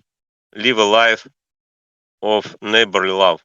This was the reason that the Lord's Church could not be restored among Jews, but only among non-Jews, who lacked all knowledge of the faith. The former completely obscure. What is this? Obscure. It's like unclear, obscure, unclear. The light, it's about light. The former completely obscure the light of truth with their falsities, and in this way blot it out. The latter do not, because they do not know what the truth of the faith is, and what they do not know, they also cannot obscure or blot out. Since a new blot out, it's like one word. Blot out. It's like wipe, yeah. Erase. Erase. Erase. Erase. Erase. Clean up. Erase. Wipe. Okay. Blot out. Since a new church, this word is blot. Or blow. Blot. Blot. Blot. Blot. Not like blood, but blood. Blood. Blot. Blot. Blot out. Obscure cannot obscure or blot out.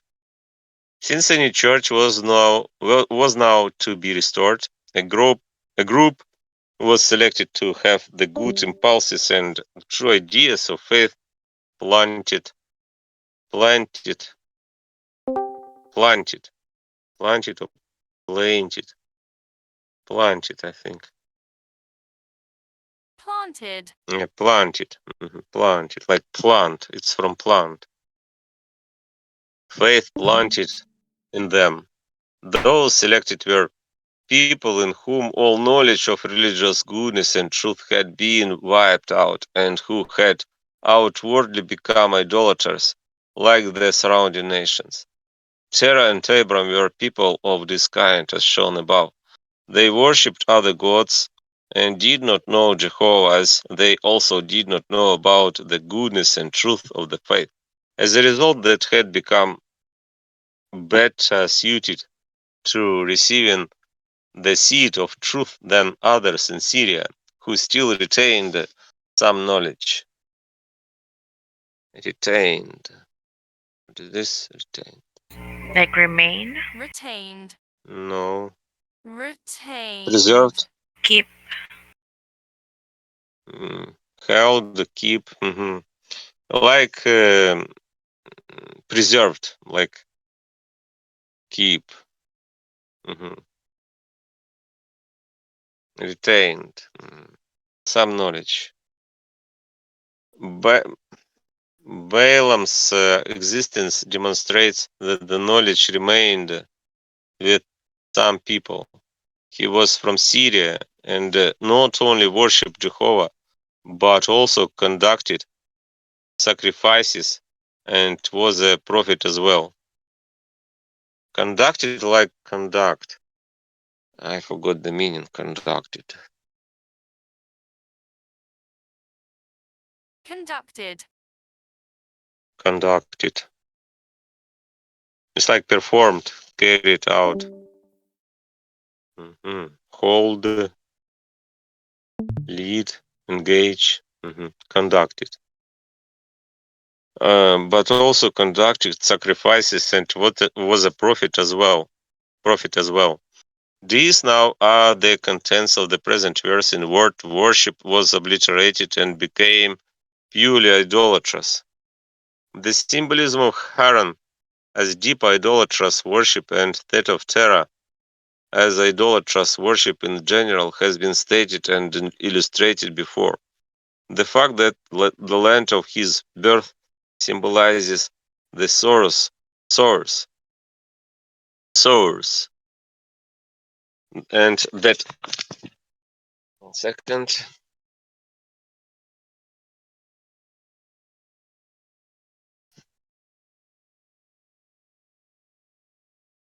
Source, and that their idolatrous worship developed from it is established by the symbolism of birth as origins and developments discussed earlier as verses 10 and 27.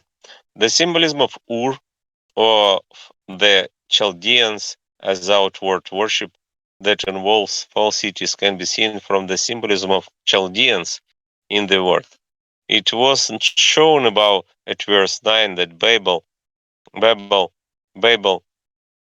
symbolizes worship that has evil inside it. Chaldea, on the other hand, symbolizes worship that has falsity inside it. Babel then symbolizes worship that has nothing good inside it, while Chaldea symbolizes worship that has nothing true inside. Worship that has nothing good and nothing true inside it is a worship that has a profane, idolatrous quality inside. The fact that Chaldea symbolizes this kind of worship in the word can be seen from the following places in Isaiah. Look, the land of the Chaldeans. This people is not. Assyria founded the land among Seim. They will erect their spy towers. The Chaldeans will raise up their palaces. Assyria will make it a ruin. The land of Chaldeans, who were not a people, stands for falsity. Assyria founded it, stands for the fact that rationalizations laid the foundation. The spy towers stand for delusions. In the same author, this is what Jehovah, your Redeemer, the Holy One of Israel, has said, because of you I have sent to Babylon and thrown down the bars of the gates, all of them, and the Chaldeans, in whose ships there is shouting. Babylon stands for worship that has evil deep inside. The Chaldeans stand for worship that has falsity deep inside. The ships are a knowledge of truth, but knowledge that has been perverted in the same author. Sit silent and go into the dark. Daughter of the Chaldeans, because you will no longer be called an overseer of kingdoms. I was enraged with my people. Enraged. What is it? Enraged. Enraged. No, it's like angry. Enraged. Enraged. I was enraged with my people. I profaned my inheritance and gave them into your hand. Profaned. Profaned. It's like defile. Profaned. I profaned my inheritance and gave them into your hand. These two things will come to you suddenly on one day: loss of children and widowhood together. To their full extent they will come over you because of the abundance of your sorceries and because of the scope of your spells. Scope of your spells, what is this? Because of the scope of your spells. Scope. Scope like scale. Like area. Sphere of your spells. What is spells? Spells. Spells. It's like magic. Magic. Magic. Magic. Scope of your spells. It is evident here that Chaldea is the profanation of truth, which is referred to as sorceries and spells in the same author. Leave Babylon. Flee from the Chaldeans. This stands for running from the profanation of anything good or true in worship. In Ezekiel, make known to Jerusalem its abominations. Your father is an Amorite and your mother a Hittite. Abominations. Abominations like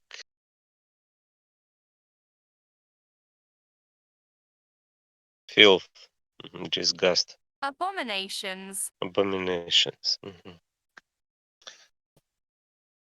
Maybe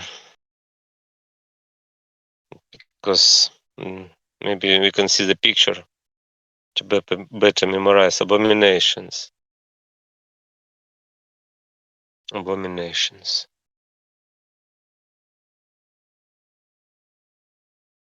Yeah. Wow. Yeah. It's like this. Abominations.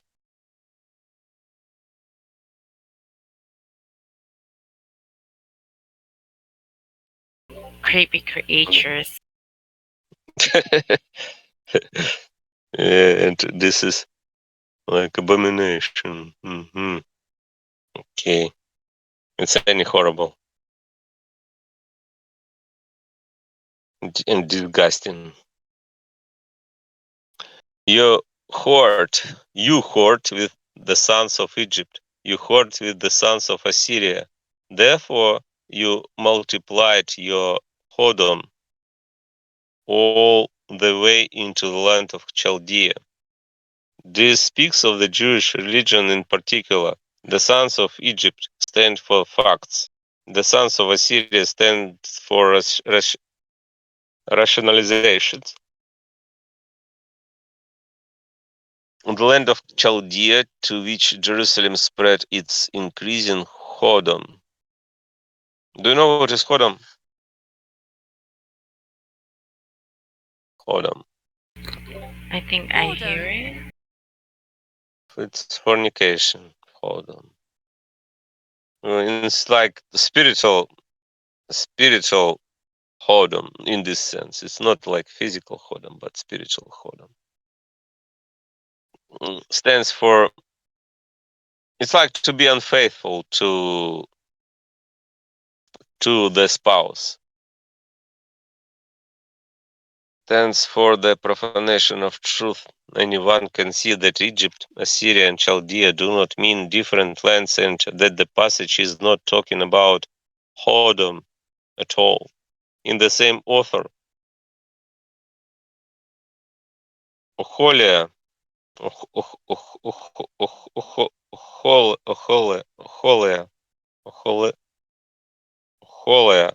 maybe Oholia, Aula.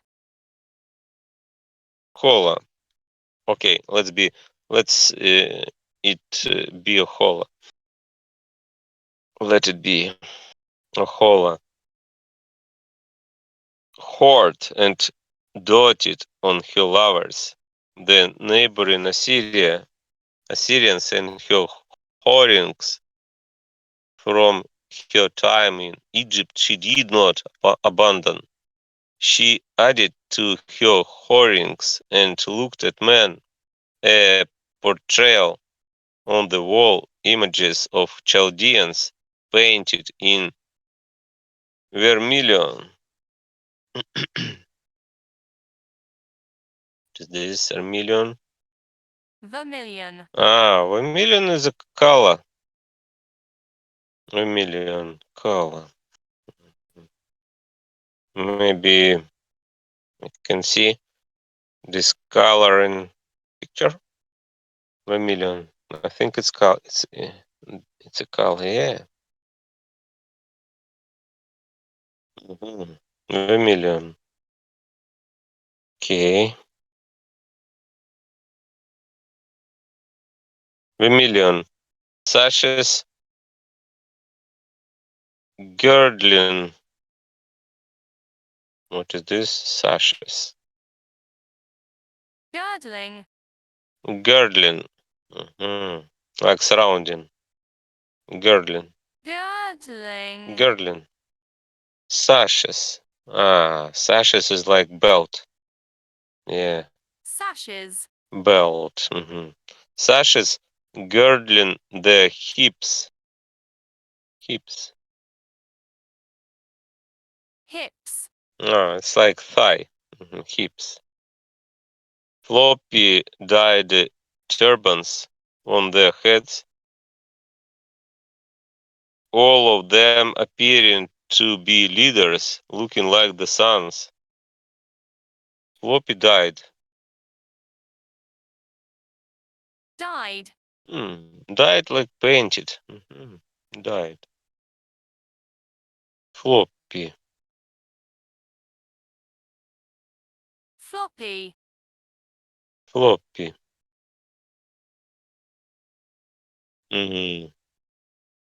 Maybe like flexible. Hanging. Maybe hanging. Floppy died. Turbans on their heads. Floppy died turbans.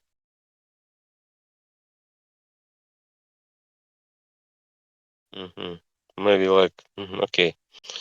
Like the sons of Babylon, Chaldeans in the land of their birth. She lusted for them at one glance of her eyes. Glance, I think it's glance. It's like guys, look. Glance. Glance. Glance. Glaze, maybe, yeah. Glance of her eyes and sent messengers for them to Chaldea. The sons of Babylon defiled her through their whorings. The Chaldeans are called the sons of Babylon, who stand for the presence of profaned truth in worship. Ohola stands for the spiritual church, which is called Samaria. In Habakkuk, I am Rousing, I think rouse, yeah. Rousing. Rousing. It's like inspiring, waking, rising, rousing, like a rose. I am rousing the Chaldeans, a nation bitter and hastily. Bitter and hastily. What is bitter? Bitter. Bitter, like painful. Cruel, in the sense like cruel. Bitter and hasty nation, like cruel nation. Hasty. Hasty. It's like in this sense like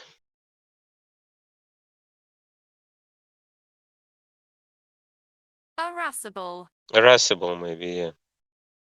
Hasty. Bitter and hasty. Invading the breadth of the land to take possession of dwellings that are not theirs. Terrifying and fearsome is that nation, and from itself alone do its judgment and its superiority issue. Superiority. Superiority. It's like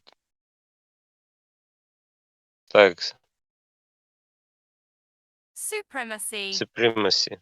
Superiority issue. Its horses are nimbler. Maybe nimbler. Nimbler. Nimbler. It's like flexible, smart, fast. Nimbler. Nimbler. Nimbler than leopards. Yeah, leopards are nimbler. And its eyes are nimbler than wolves at evening. And in all directions its riders spread, and its riders approach from a distance. They fly toward like an eagle darting in. Eagle darting. Darting. Darting. It's like rush. Darting. Darting in to it. The whole nation comes intent on violence. Its yearning faces eastward. Eastward. Eastward. Like outward. Eastward. Its yearning faces out eastward. Yearning. Yearning. Yearning. Yearning. Yearning. It's like thirsty. Driving. Yearning. Its yearning faces eastward. This passage depicts the nation of Chaldea through many representative images symbolizing the profanation of truth in worship. 2 entire chapters in Jeremiah chapters 50 and 51 also describe Babylon and Chaldea, and they make it quite clear what each symbolizes.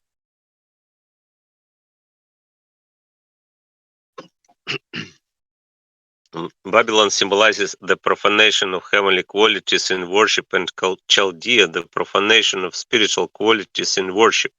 These quotations show then what Ur of the Chaldeans symbolizes external worship that has something profane and idolatrous deep inside.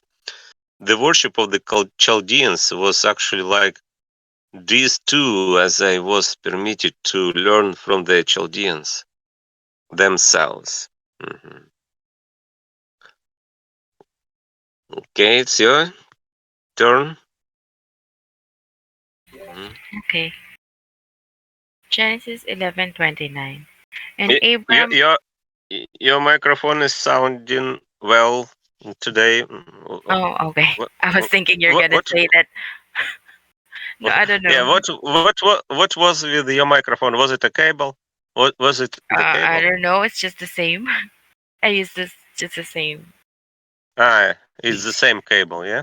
But Mhm. now it's Mhm. okay. Now it's okay. I Okay. thought maybe you made any turning of your mic, like Mhm. maybe level No. in sound card, yeah? No. No. No. No. No. I didn't. But now is okay. Okay, that's better. I thought you're gonna say that I'm sounds weird again. So okay, that's No. good. Okay. Genesis 11:29, and Abram and Nahor took themselves wives. The name of Abram's wife was Sarai. Sarai. Sarah. I Is it think Sarai? it's Sarai. Sarai. Sarai. Yeah, Sarai. Sarai. It's Okay. like because it's the first name of Sarah. Okay. Sarah. Okay. Sarai. Abram and Sarai. Abram's wife was Sarai, and the name of Nahor's wife was Milcah, daughter of Haran, the father of Milcah and the father of Iscah. Abram and Nahor took themselves wives, and the name of Abram's wife was Sarai, and the name of Nahor's wife was Milcah, Daughter. daughter of Haran, the father of Milcah and the father of Iscah. Symbolizes evil and falsity wedded in idolatrous worship. A union that resembles these marriages, marriages, right? Marriages. Marriage. Yeah, marriage and marriages is if a lot marriages. Mm-hmm. If one is marriage, This resembles these marriages. Marriages. Oh yeah, yeah. marriages. Marriages. Marriages. It's like wedding. Mm-hmm. The husbands symbolize different kinds of evil, and the wives symbolize different kinds of falsity. Explaining why this is the symbolism would take too long, since the different kinds of idolatry and the way they develop would have to be discussed in the process. The only way to recognize different kinds of idolatry is by their opposite. More precisely, the only way to recognize them is from profanation of such things as the heavenly attributes and spiritual attributes of love. Rational thoughts that spring from these attributes, and facts. The ways in which of these things is profane. Is it? Uh, pro, Profaned. okay, profaned are themselves the general categories and specific type of idolatry. The cults of various idols, which are external idola idolatries are not categories of idolatry. However, these cults can be linked with affections of goodness and truth, so they can be linked with charity, and as they are among nations that live lives of mutual kindness. Deeper forms of idolatrous worship are what the outwardly idolatrous cults in the world symbolize. The births and generations of these idolatries and their marriages, which are marriages of evil and falsity, mirror exactly the relationship and marriages described in verse 27 and the current verse. Should you want me to continue? It was a short. Yeah. It was a short verse. Yeah, if you can, you can. Okay. Genesis 11:30. And Sarai was infertile. She had no offspring. Sarai was infertile. she had no offspring means that evil and falsity would no longer reproduce themselves. This symbolism is established by that of infertility, discussed elsewhere. Sons and daughters symbolize truth and goodness, or, in an opposite sense, evil and falsity, as already demonstrated. So, infertility symbolizes the fact that the evil and falsity of idolatrous worship would no longer reproduce themselves. Mm. Mm. If you're not tired, you can read. Okay, Next. okay. Genesis 11:31. And Terah took Abram his son and Lot son of Haran, son of his son, and Sarai his daughter-in-law, wife of his son Abram, and they went out with them from Ur of the Chaldeans to go into the land of Canaan, and they came all the way to Haran, and stayed there. These words mean that people who practice idolatrous worship were taught about heavenly and spiritual aspect of faith, so that a representative church could therefore come into existence. This symbolism can be seen from the remarks above and by others to come in the next chapter. Okay, I read this last. Genesis 11:32. And the days of Terah were 205 years, and Terah died in Haran. The days of Terah were 205 years is a symbol for the length of time the idolatrous worship meant by Terah lasted in its state, and Terah died in Haran symbolizes the end of idolatry and the beginning of a representative church started by Abram. Mm-hmm. It's like location and place in that. Yeah, because it means that in the end of every chapter we can read like this sense and okay we can read if we can read this. I think it's not a lot. Let's see. Actually, it's a lot. Yeah. Wow. It's a big one. Uh, I mean, it's a long one, so not a big one. Yeah, Oh, that's it's the end of the maybe chapter 11. Like one. the verse 11, right? That was the end of the verse of 11. Verse 11. Ah, no. Chapter 11. Chapter 11. Will we read today or tomorrow? What do you think? Are you not tired? Oh, yeah, but I think I need to do something. So if it's a little long, but if maybe we can finish it so that we can start Genesis 12 tomorrow, right? Yeah, we can finish this. We can do it this like before. and okay, I'll tell if I'm tired so that you can continue. Okay. I'll continue Okay. first. Okay. Location and place in the other life, distance and time, there as well. Continued.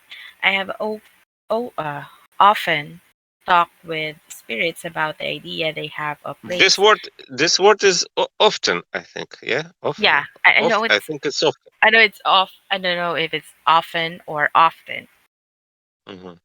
Often. Often, but often I hear this word as Yeah, but I often. think the word itself is often. Maybe we can check out the English. Maybe in American often. Yeah. In British often. Okay. Often. Often. Yeah, I know it's often.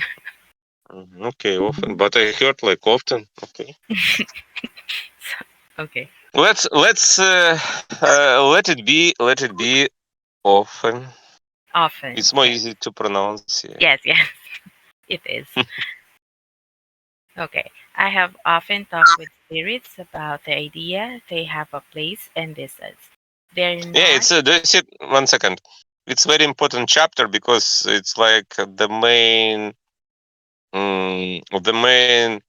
understanding Mhm. of It's the it's like idea of this one is place just like and a distance. summarize, right?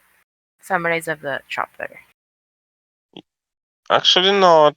It's like Like a maybe it's not a continuation of the summary. meaning of it. Yeah, it's like he describes his experience, Oh, spiritual okay, experience, okay. because Swedenborg had a lot of spiritual experiences in spiritual world. It's about because angels learned him about uh, the kingdom of heaven, how it works, and he described his experiences Okay. in in this in the end of every chapter, like to Okay, okay. better to understand the spiritual meaning of this book. Get it. Mhm. They're not real, I tell them, but only look as thought they were. On the contrary, space and distance are just changes in the state of your thoughts and feelings, which make themselves visible this way in the world of spirits. There is no such appearance in heaven among angels, since they have no concept of space and time, only of state. Spirits who have physical and earthly ideas clinging to them do not grasp this, though they believe that the situation really is exactly as they see it. It is also almost impossible to lead spirit like this to believe anything but that they are still living in their bodies. They they refuse to be convinced that they are spirits. So they are almost completely unwilling to hear that any kind of appearance or fallacy. Is it fallacy? Fallacy. Fallacy. It's like falsity, I think. Fallacy and falsity. Or Falsehood. false Fallacy. fallacy. Fallacy. Okay, okay, fallacy. It's like falsity. Do you see? Yeah, Mistake. same like mistake, yeah. Fallacy Mhm. exists. Preferring to live in their illusions. In this way, they shut themselves off from understanding and acknowledging anything true or good that is too far removed from their misconceptions. They have been shown over and over that a change of location is nothing more than a visible manifestation, or else a trick of the senses. Changes of location in the other world are of two kinds. You see, one described earlier involves the fact that all spirits and angels give their same place in the universal human at all times, which is the visible manifestation. The other involves the fact that spirits can appear in a place when they are not really there, which is an illusion. The fact that location, change of location, and distance in the world of spirits are appearances was clarified for me in the following way. All souls and spirits whatsoever, from the beginning of creation, appear in their own position at all times and never change place, except when conditions inside them change. Yeah. Do you see? In my understanding, it's interesting. Yes, Do you yes, see? it is. He describes like virtual life. Yeah, Yes, it's yes, like a yeah. Discord because we we uh, we are in virtual life right now, and it's like Yes, because it means that distance doesn't matter for yes. us. Yeah, because it's about spiritual world. It's interesting. hmm Times and never change place except when conditions inside them change. Conditions. hmm Conditions in this sense. Conditions. Conditions. Conditions like state, position, maybe. Yeah. Position. I think it's a position. consider as Yeah. perspective. Yeah. Yeah. He wrote about virtual life because it's like the world of minds. Mhm. As conditions inside them change, their relative location and distance alter too. Each spirit has a general governing state, though, and the particular and the highly specific states still relate to the general one. For this reason, all spirits return to their position after such changes. I have learned, both by talking with angels and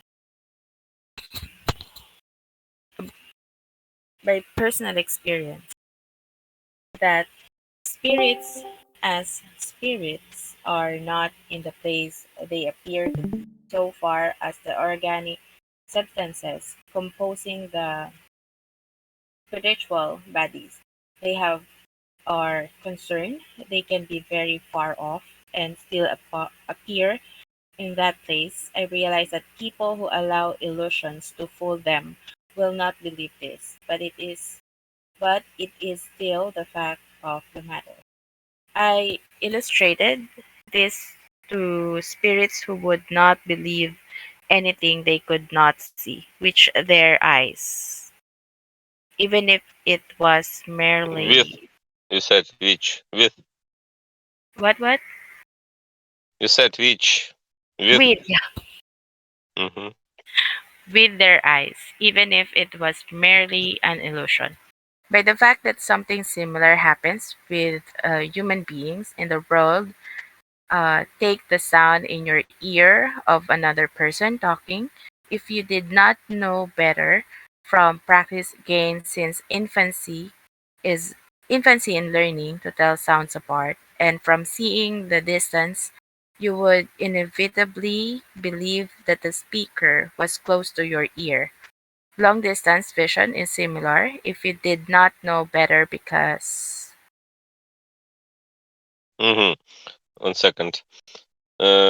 Once again, if you did not know better from practice gained since infancy in learning to tell sounds apart, and from seeing the distance, you would inevitably believe that the speaker was close Was to your close to ear. your ear. Yeah, for example, yeah, when you read and We're I hear listening. your Yeah. voice like close to my ear, Hmm, but you're hmm. far like this. Yes, yes. It means that long distance vision is similar. Long distance vision. If you, mhm. If you did not know better because of seeing. Seeing what intervenes, or calculate the distance on the basis of previous knowledge, you would believe a remote object to be right in front of your eyes. How much more so with spirit speech, which is inner speech, and their eyesight, which is inner sight. Moreover, I said that it was no grounds for doubt, still less for denial, to say that such and such does not appear that way to your senses and that you cannot perceive it to be so. Yeah, it's interesting. For example, when we sleep, yeah. For example, when you sleep, you can see dreams, and Hmm. you think you see the dreams by your eyes, but your Yes, eyes yes. are closed. It means Hmm. we don't see by our eyes, yeah. But It's like an because I illusion. can say, yeah, because when I can say I see that by my eyes, but actually, uh, my eyes don't see that, Hmm, but my hmm. brain sees that. Yeah, because when I see my eyes like only instrument to see, but my brain sees. Yeah, because when we sleep, our brain sees dreams. Yeah, Yes. like that. It means we see that pictures and any any events in our brains. But we think that we see them by our eyes, but we don't see them by our eyes. It means we can see by our brains better than our eyes. Yeah, if you can imagine something. So the mind is so powerful, right? Yeah. It's awesome. Not perceive it to be so. When manifest experience dictates otherwise, there are many things in the physical world that run contrary to the illusions of the senses, but are accepted because of lessons taught by visual experience. An example is that act of sailing around the world. People who allow illusions to mislead them would believe that ship and sailor would both fall off when they reach the opposite side, and that people on the other side of the world could not possibly stand on their feet. The same is the case with this fact and many others in the next life that contradict sensory illusions and yet are true, such as the notion that we do not have life on our own, but only from the Lord, and so on and so on.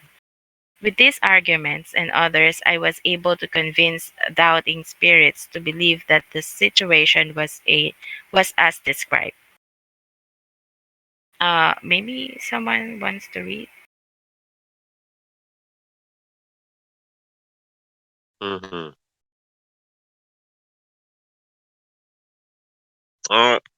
Maybe do you want to finish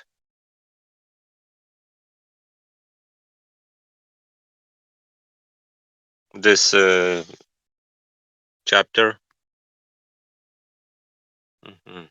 Or I will finish. Ava wants to read.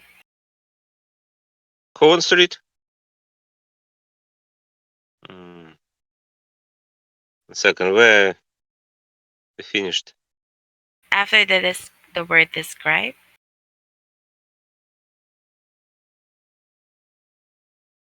What's the number of section No. you finished? The fact that the location change of it. No, back.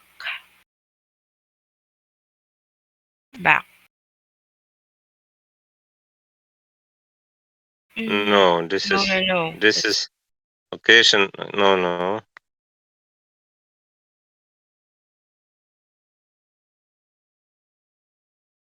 Yeah, this. You finished here. Who wants to read next?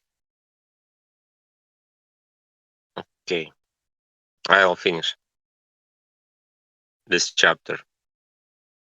These remarks also show that when spirits walk or move around or go from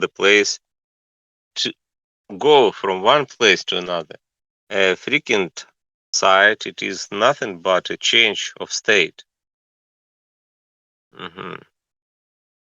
Once again, when spirits walk or move around or go from one place to another, a frequent sight, it is nothing but a change of state. Yeah, because they have no distance, because we live in physical world, and that because we have distance.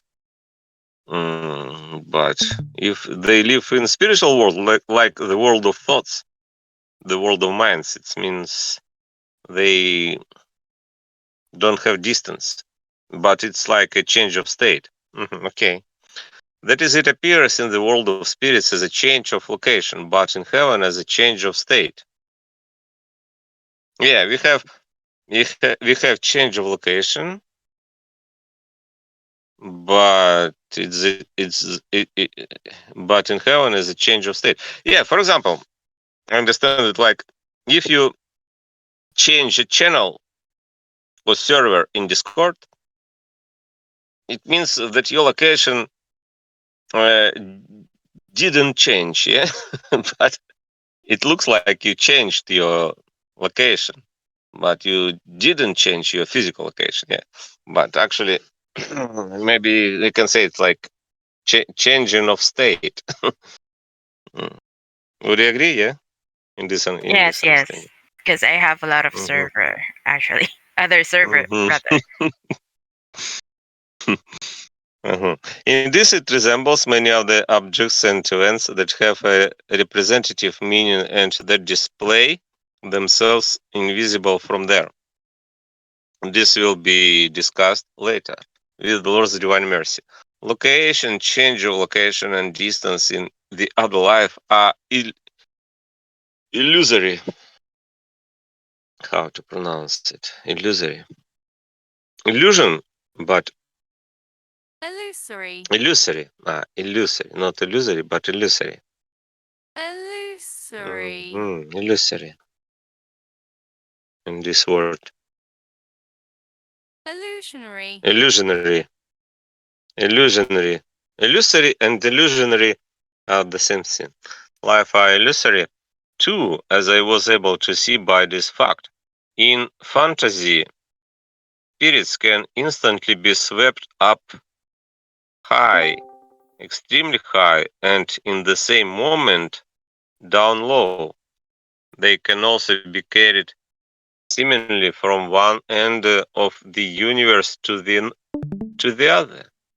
Yeah, I agree, because we can fly within our dreams. We can fly through whole universe from the end of the universe to the other, because in one moment you can fly through the whole universe.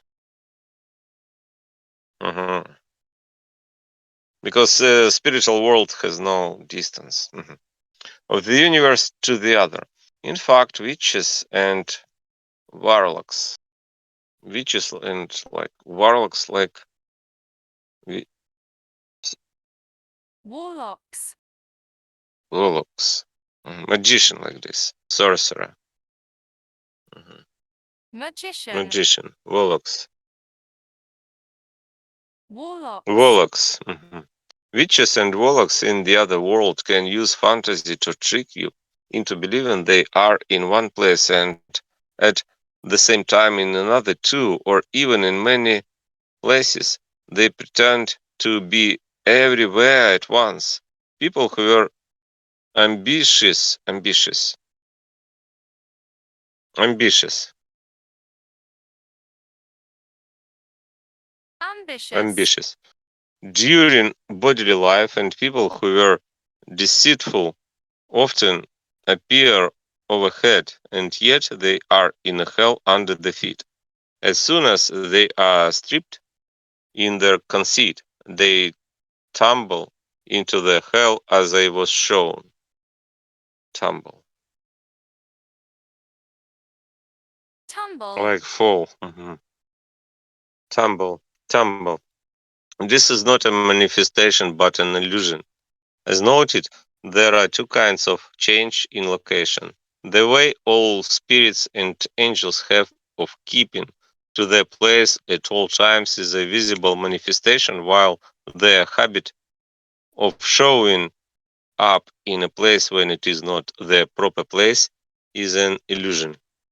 Souls and spirits who have not yet been allotted a permanent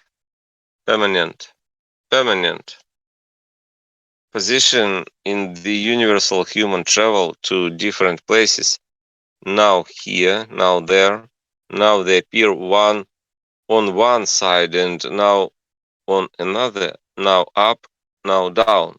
They are called roaming souls or spirits and resemble fluids in the human body that travel from the stomach, sometimes into the head, sometimes to other places, and remain on the move.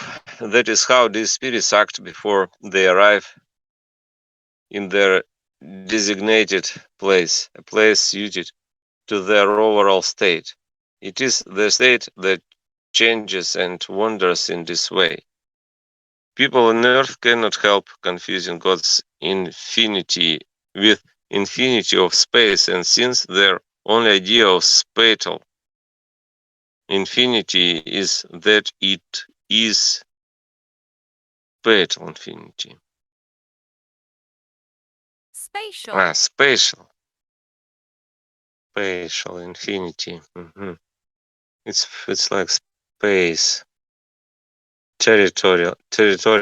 Spatial infinity is that it is nothing which is true. They also fail to believe in the divine infinity. The case is the same with divine eternity. People cannot understand it except in terms of eternal time, but it is still presented in a temporal phenomenon with those who are caught up in the concept of time. A true picture of God's infinity is instilled into angels by the consideration that they can come into the Lord's presence in a split second without any intervening space or time. Intervening.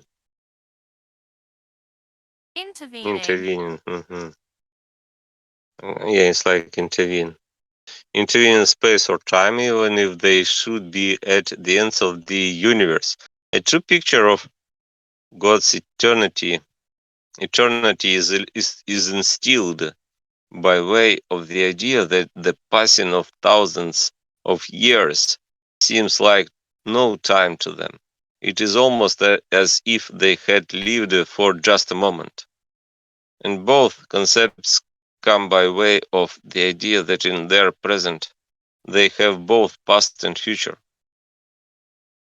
It's interesting. Yeah, in their present they have both past and future. And I think we can have in our dreams in one moment we have past and future. We can travel in past and future within our dreams. Yes, I agree. Yeah. For this reason, they do not worry about events that are yet to come. They never think about death, but only about life. Yeah, because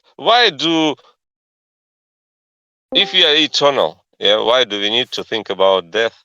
Because death is about time. Yeah, death depends from time. But if we believe that if we are eternal, we have no need to think about death. Yeah, because it's like an illusion, death, in this sense. That because we read that Jesus Christ destroyed death and he abolished death. And it means death does not exist. Death is dead in this sense. He killed death on the cross. And it means death is like a concept. It's nothing. It doesn't exist because it's like false information in my understanding. Yeah, it's interesting. They never think about death, but only about life. Yeah, and we read that Jesus Christ abolished death and he brought immortality to us. And it means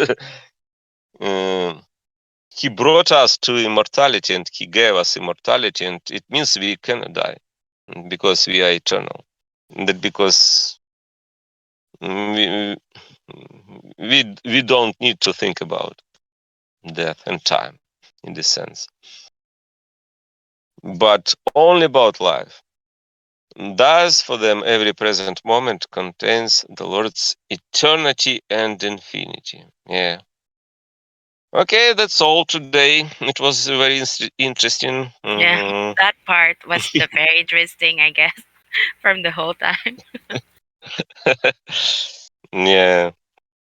Actually, it's like a virtual chat game. Maybe it's like virtual chat is like Discord plus visualization.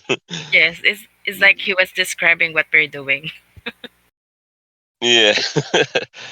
Yeah. Okay, and this reading is over today, and see you tomorrow. I hope. Yeah, I hope so too. Goodbye. Bye. Have a nice night. Mm-hmm.